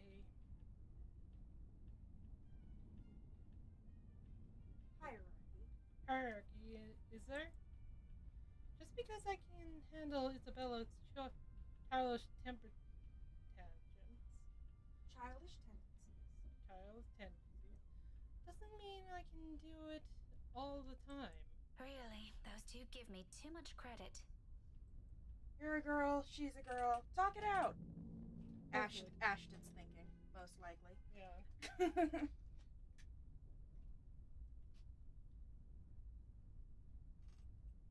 Nevertheless, I'm keeping my fingers crossed. If only because I'm also worried about her. And both Zachary and Ashton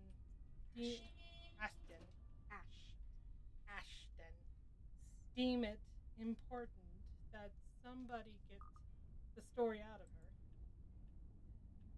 Here's to hoping it's got nothing to do with that letter again. I understand if she feels a bit stressed lately, but keeping that story going on for more than a week is... It's bound to get tiring at the one point. Seriously, I'm merely don't want this to end in another argument. God willing, the cafe's special will help smoothen things out. Help smooth things out. After all, it's always been food with her, or money, but mostly food.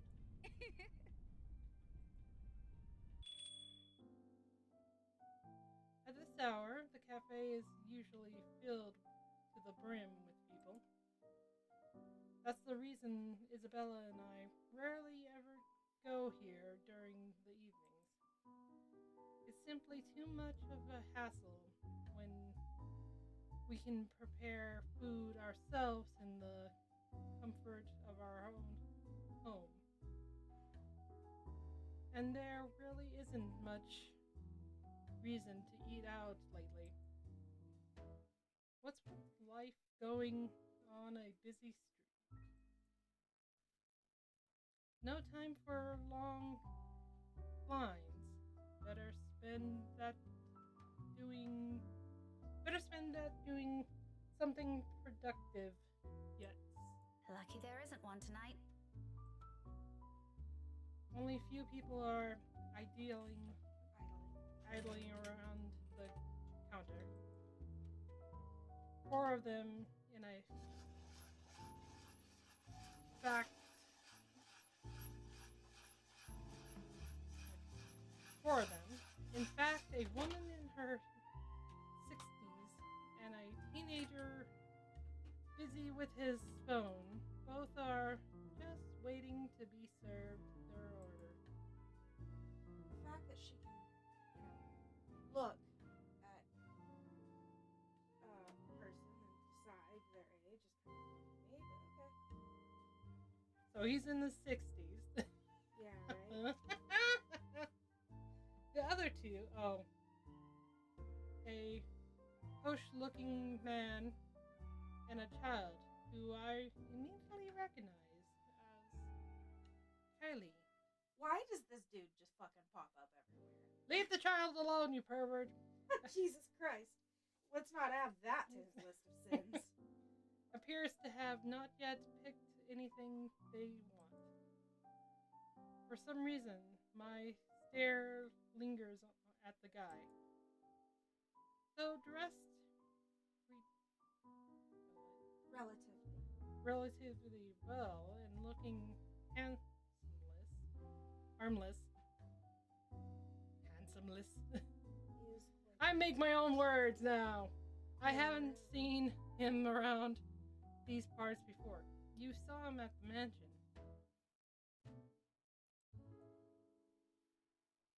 Someone new in the neighborhood, perhaps. Even so, there's something familiar in him. It feels like I've seen him somewhere before. Yes, I would imagine. That also begs the question of why Kylie's is with him. Whoa, kid. Oh, yeah! Oh, she must be his, niece. Oh. Yeah. Yeah, because they were talking about having Kylie at some point. Of course, the girl easily take a liking to anyone who buys her sweets, so it's both a bit worrisome and unsurprising. Ah, don't worry, that's just her uncle. The blonde bloke doesn't look particularly thrilled with the company, though. I tear my eyes away from them soon enough. I tear. Once the guy at the corner counter appears, ready to take my order. That and I also hate to be accused of ogling strangers. 2, evening special, takeout. He already punching the order before I even finish. saying my orders out loud is really more for formality's sake and made out of habit. He has known Isabella and I long enough that if we ever drop by here, he already knows it's always because I'm buying dinner for the two of us. I rarely visit here alone if I can help it, but Isabella can sometimes be a bad influence. He gives me a small smile, before leaving the... Bless me. Leaving to prepare my order, while I fish for my wallet when... Look, you little ankle biter. If I buy you the biggest parfait they have, will you please behave? I would just like 10 minutes of peace and quiet. I love you too, Uncle. You said you'll get me some bread pudding this time. Yeah, well, darling, they said they ran out of it. Just pick another one so we can be on our way. Their parfait doesn't look as cute as the one my mom bought me. So she likes to be a brat with Unky. Obviously. Oh, yes. Rubs off on her, I suppose. I was gonna say, how does Kylie know the ghost, but if they're related, then that answer... She's probably met the ghost at their house. Well, no, they just bought the damn house. I don't know. Parfait is just ice cream, sweetheart. It'll melt no matter how dainty it appears. In the end, it'll all look like an ugly puddle. Why are you like this? Now come on, just pick one. It could even be the most expensive one on that list. I don't give a shit. Dude! That is a child. I don't care. What I would give for someone to buy you off my hands right now. I love you too, Uncle. What a prick. What? My whole attention instantly snaps back to them and their conversation.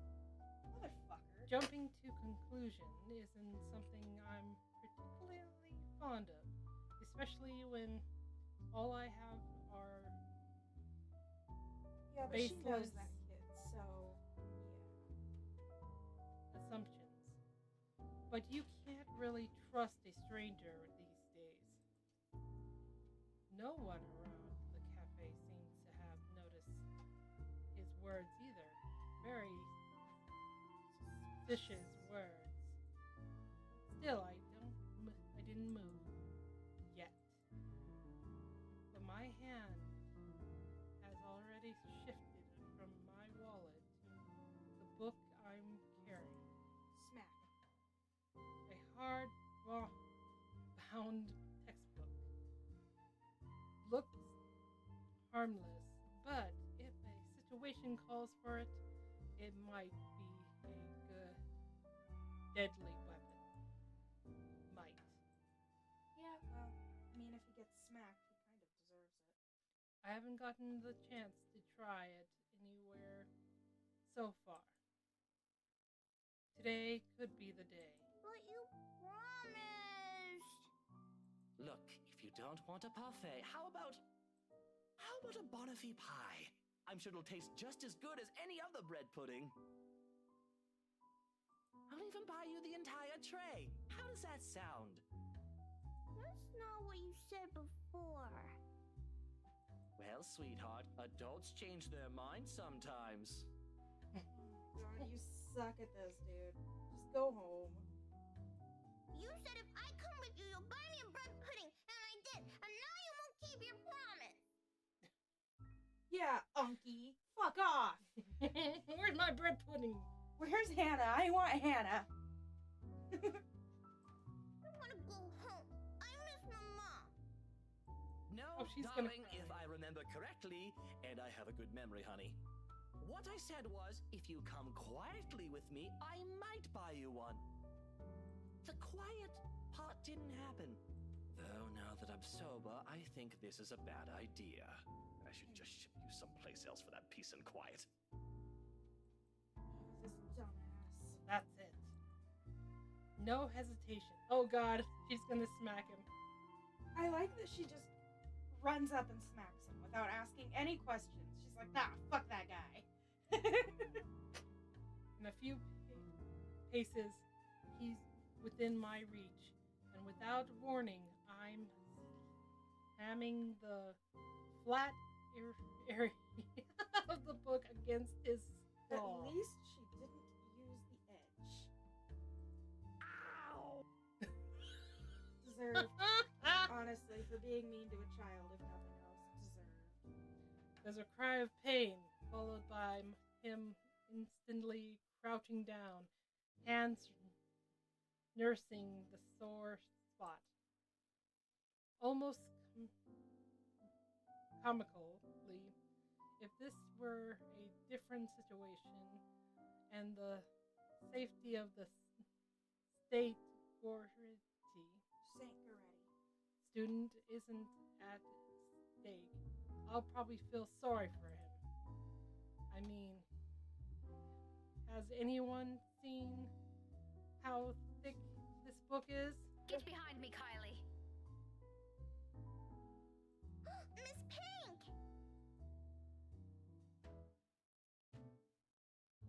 She's such a good person, though. She really just came in to help. It's amusing how fast her expression changed from the pouting one earlier to something that utter delight delight upon seeing me. There's no time for any pleasantries, not even quick ones, because soon the man straightens and I'm readying my favorite new-found weapon for another hit.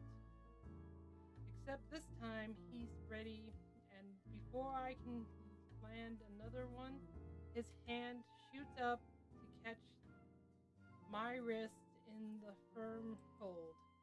Lady, the fuck are you? Oh.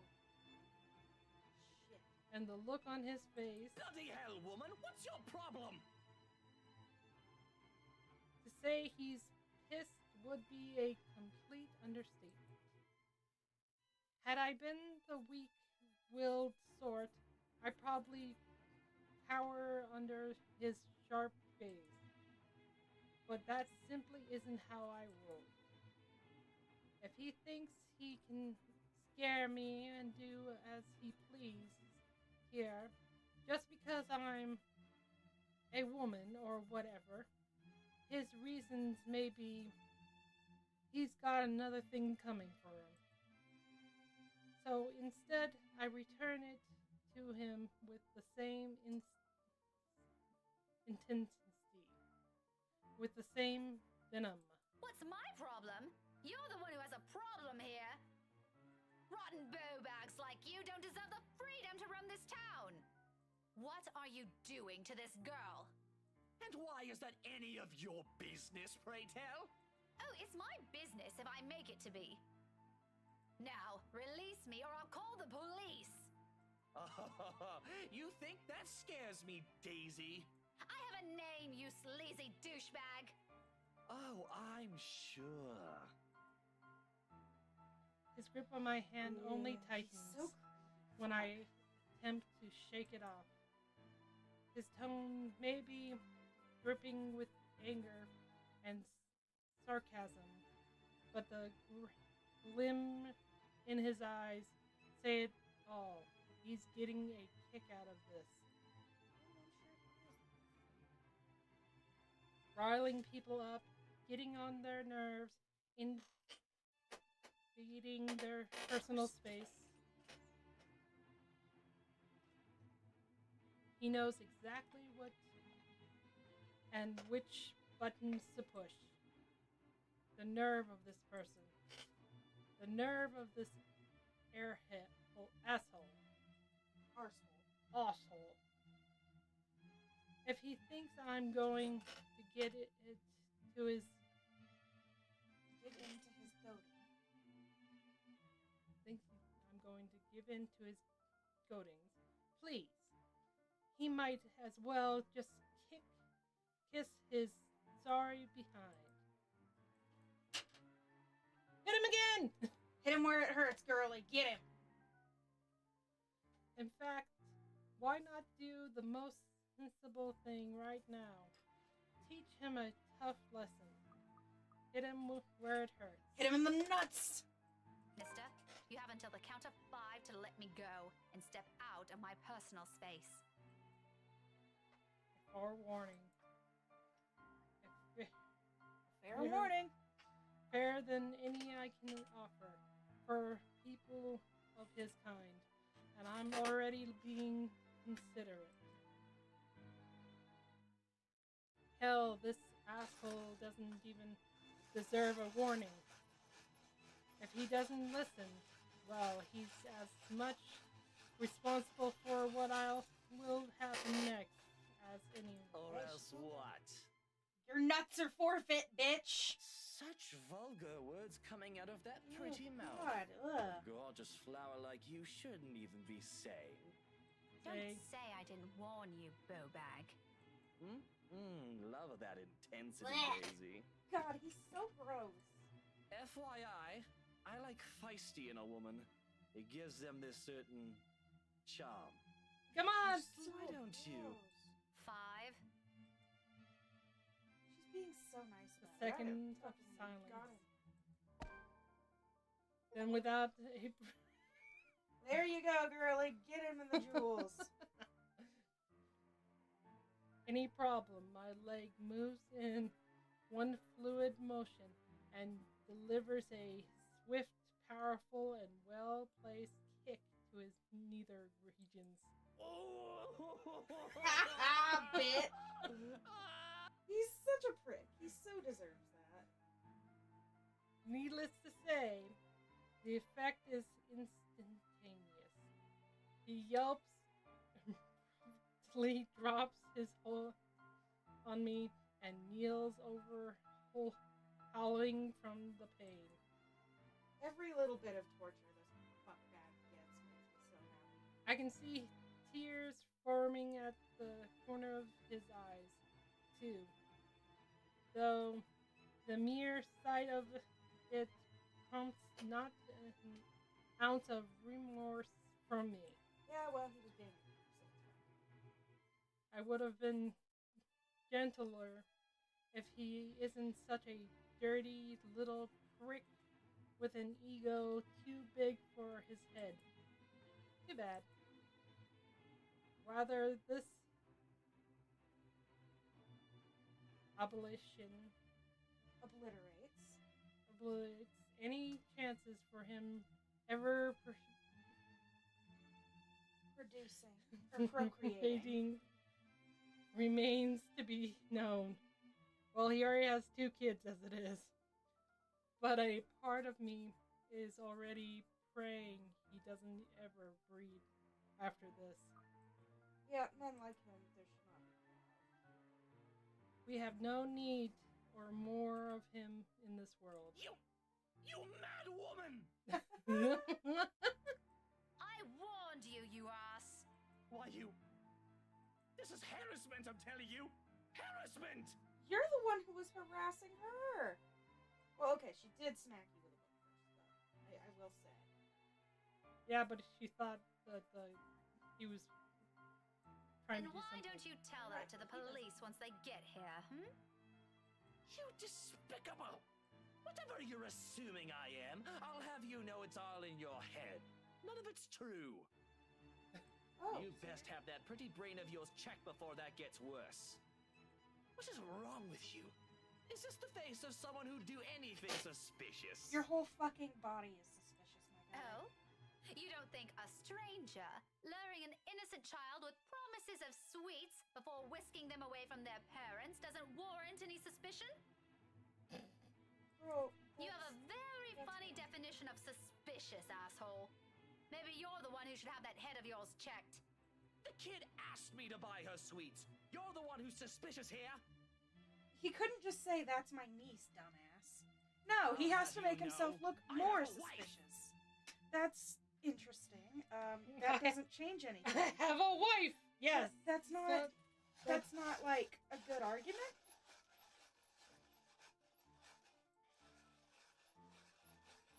That much at least appears to have a sliver of truth to it.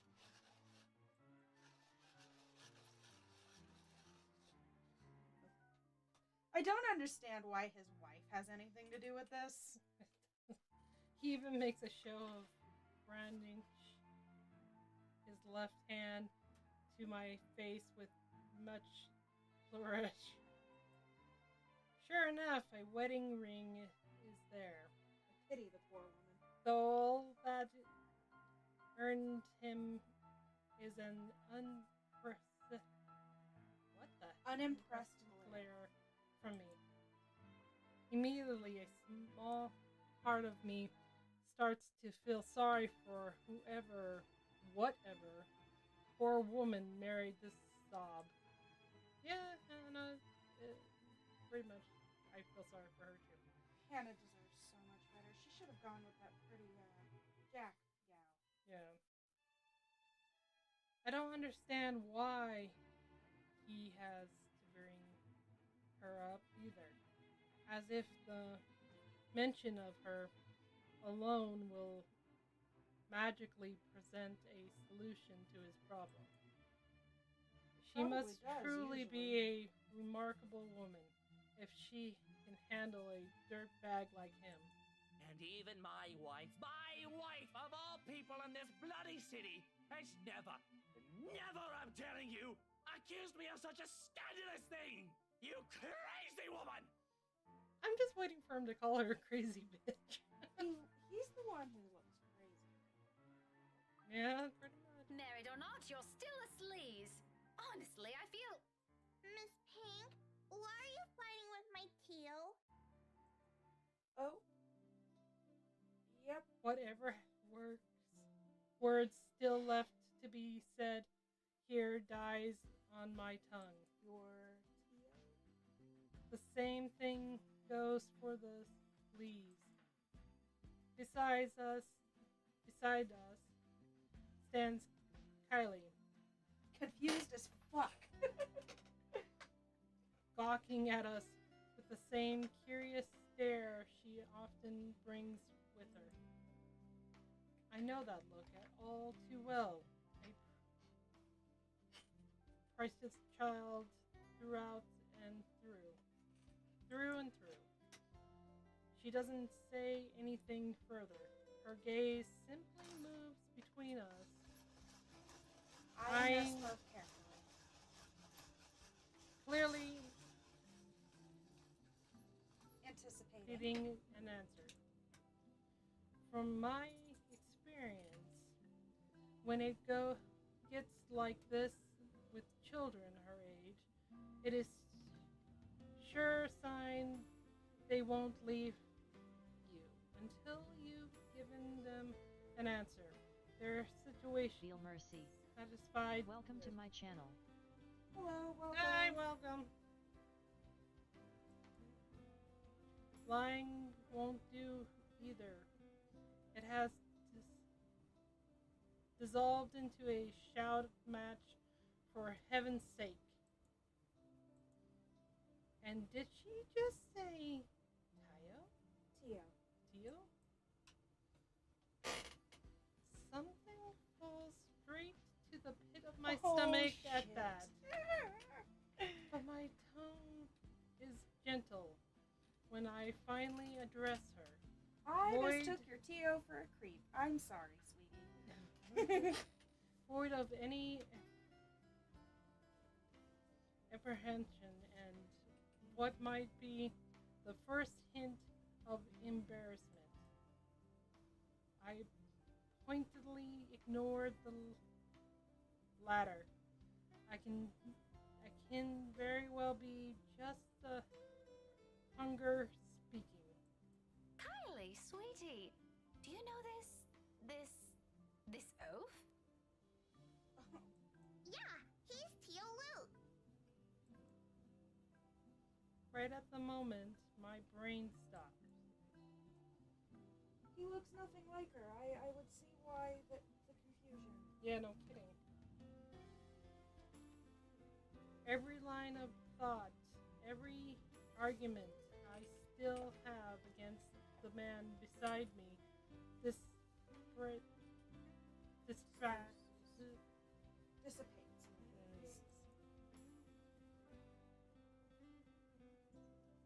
Amidst all of it, one memory gets triggered from a few days ago.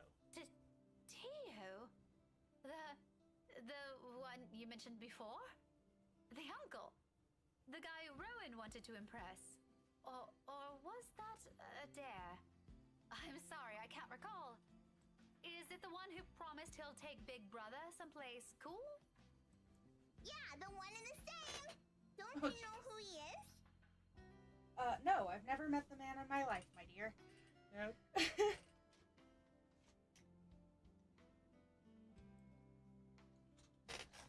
I sure as hell don't, darling. Because if I do, I wouldn't have let anything I've said earlier come out of my mouth. Oh, shit. It's my Tio Gazillionaire Extraordinaire and my... No, the Fairy Godfather. She's so precious, oh my god. Oh, he's your godfather. That's nice. Oh my god. The one and only. She's so sweet. Did I get that right, Tio? More than right, sweetheart. Shit. I'm sure Miss Pink here understood everything you said quite perfectly. Fuck off, lady. Whatever it is that landed at the bottom of my stomach, Pryor has shot straight up to my face and stayed there. The heat from it slowly spreading to my cheeks, coloring my face in almost the same shade as my hair. If only the earth would swallow me whole here and now. His eyes are on me. I can feel them. Jeering, mocking. I can't even bring myself look at him. What's in there? Amusement? I doubt it. He's probably having the time of his life right now. Nice.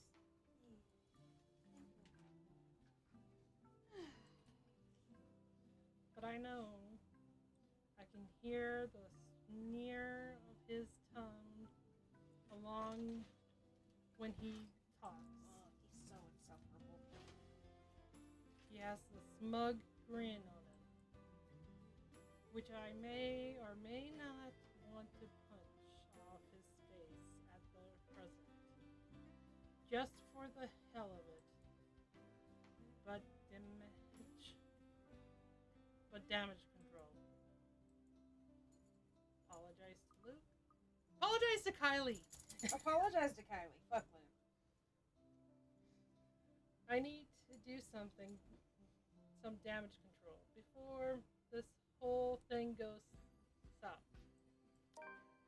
Of course, an apology is the most appropriate thing to say, but no matter how much I will myself to do it, my own body refuses to budge, my own mouth refuses to open, and my head rejects the very idea of looking at him. No apologize for an asshole. Arsehole. Arsehole. Arsehole. Arsehole. Arsehole. There's no way I'm gonna be saying that right. That's fair. I just think it's quite fun to say. I enjoyed living in Britain. Not to someone with an ego too big for his head. this pride suffer? I'm not going to eat my words for the sake of stroking his damn ego. Less reason for him to gloat. Kylie, however, I owe an explanation. Don't worry, Kylie. I'm not fighting with your Tio. This is just a discussion. A very serious discussion between a very mature adult and one that's not. She's so salty. I love her. Really? But I've never seen Tio angry before. It's because he's losing the argument. Oh But don't ever follow his example, Kylie. You should always learn to be patient, even if things aren't going your way, okay? Oh, sure, a discussion. And it involves hitting random strangers you meet at a cafe with a book. A hardbound book. Mind you, the little me hasn't recovered yet. With luck, he never will. My future generation never survives from this. We are going to have more than words, woman! You don't even want kids, you hoe. I don't allow Kylie hear his tirade and cover both of her ears with my hands. As fond as she is of the man, there are words he shouldn't be saying in front of a child. Yeah, probably talking about your little man does not need to happen in front of a child. No. How can he not know about that? More importantly, how on earth did someone like him become a godfather? Who allowed it? He married into it. Maybe I should talk to Miss Sir, about it. Warn her how he's not a good influence for her child. Language! How can you use such crude words in front of her? Your goddaughter can hear you, for heaven's sake. Oh, and you didn't. If I remember everything correctly, you called me a rotten beau. So you're going to repeat it in front of her, just to make a point? I love her. What, are you 5? Even 5-year-olds are more sensible than you. Even Isabella can say that with much certainty. Even 5-year-olds are more sensible than you. Oh my god, you are such a child. See what I mean? Are you fighting again? Yes. Oh, no. Like I said, we were just having a discussion. We're actually done now. But you need to promise Miss Pink you will never grow up like this guy. Good kids don't do what he's doing. But I like Tio. And I'm quite sure Tio likes you too. But liking people is different. Just because you like him doesn't mean you have to be like him. There are better role models for you aside from him. Like you? Oh, bless. Not exactly what I'm trying to get at, but if that's what you want, I don't see why not. Okay, I want to be like Miss Pink someday. I want to be a teacher, and I promise I won't be like Tio, even if he's a gazillionaire. Wow, turning my own goddaughter against me. Okay, that's pretty funny. How mature of you, Miss Pink. His tone makes me pause. For the first time since this talk started, I look at him. Briefly, something flashes behind his eyes. Something close to what might be an expectation failing. Dismay? I can't be sure.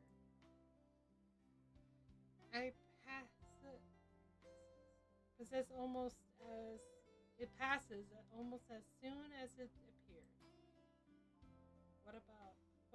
What's that about?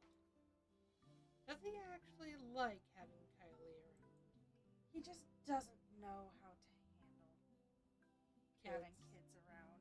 Which is sad because he doesn't seem that heartless. He's just not good at it.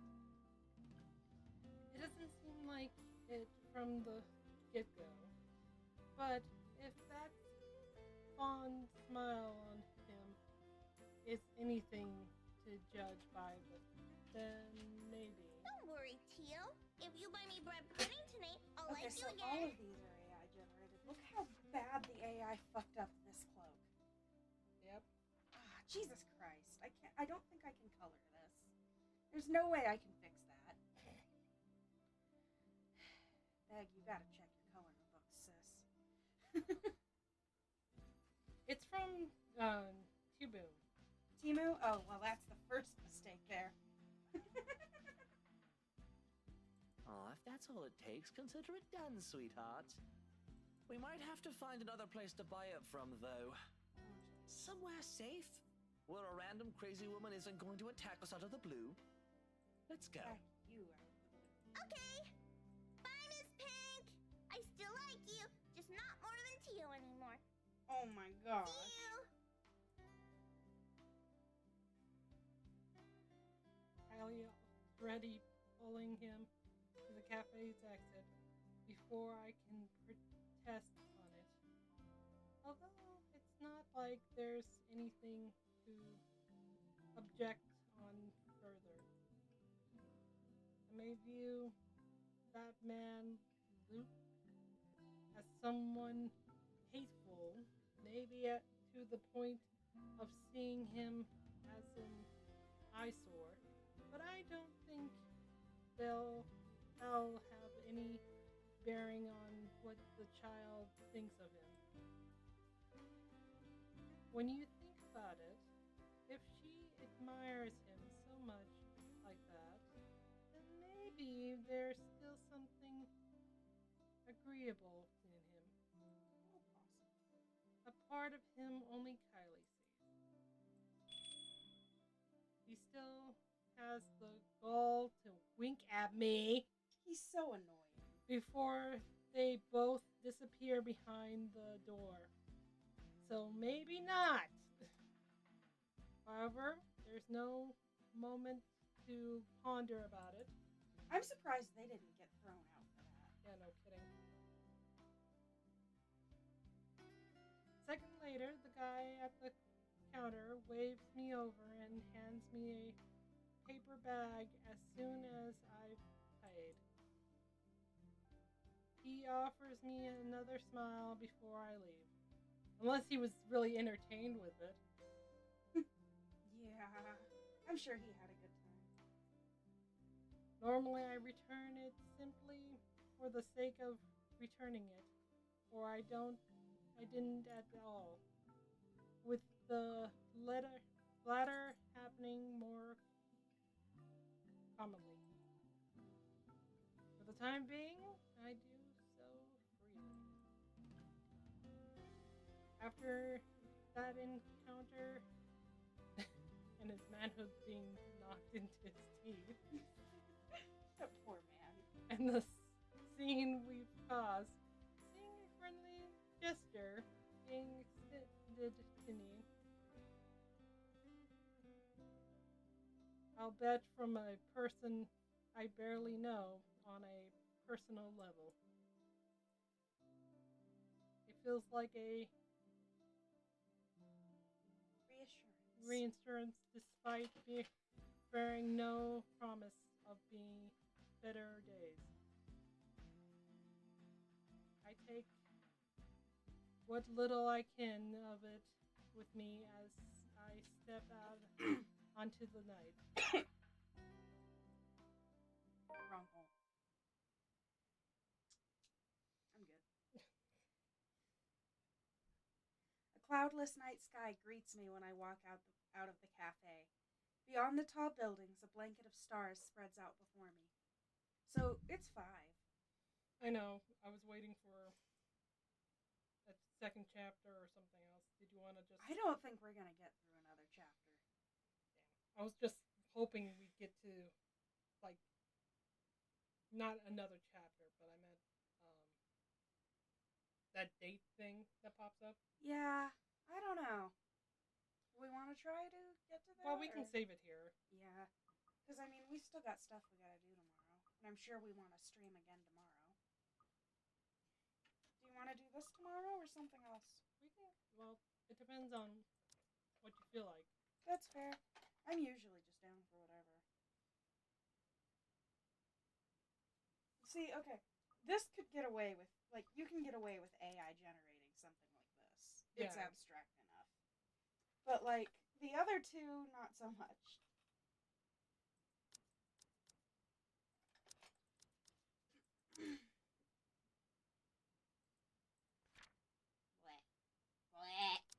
Gross. I really did not need to be sat through all that. I'm still mad about that.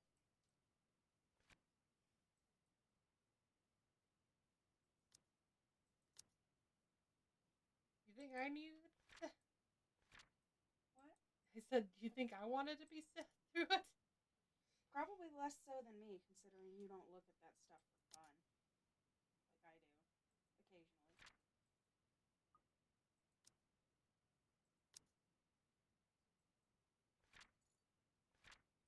Oh, food. She's adorable. I love her. What am I doing?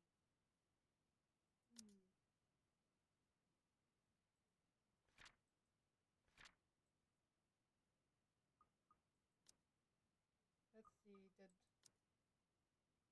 Wow, look at the gap on... Yeah, Luke no now. kidding. Honestly, I don't think anyone likes that fucker. Alright, everybody.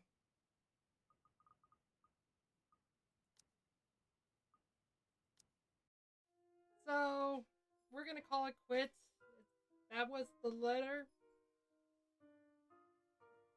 And we'll see what we're gonna do tomorrow. I don't know if she wants to do art tomorrow or something else. Doesn't matter to me. Honestly, I really need to work on our fucking, our profile picture for our server. The sketch is done. I just need to color it, which is the scary part for me. Well, you can always bring it here and get it copied, and then you can always color on that and see how it turns out. That's true, actually. I'm so glad you have that. But anyway, we're gonna call it quits. It's already 5 in the morning. So, I'm making anime. And I'm Sylvie Sommers, signing off. We'll see you tomorrow around 12 or 1 o'clock a.m.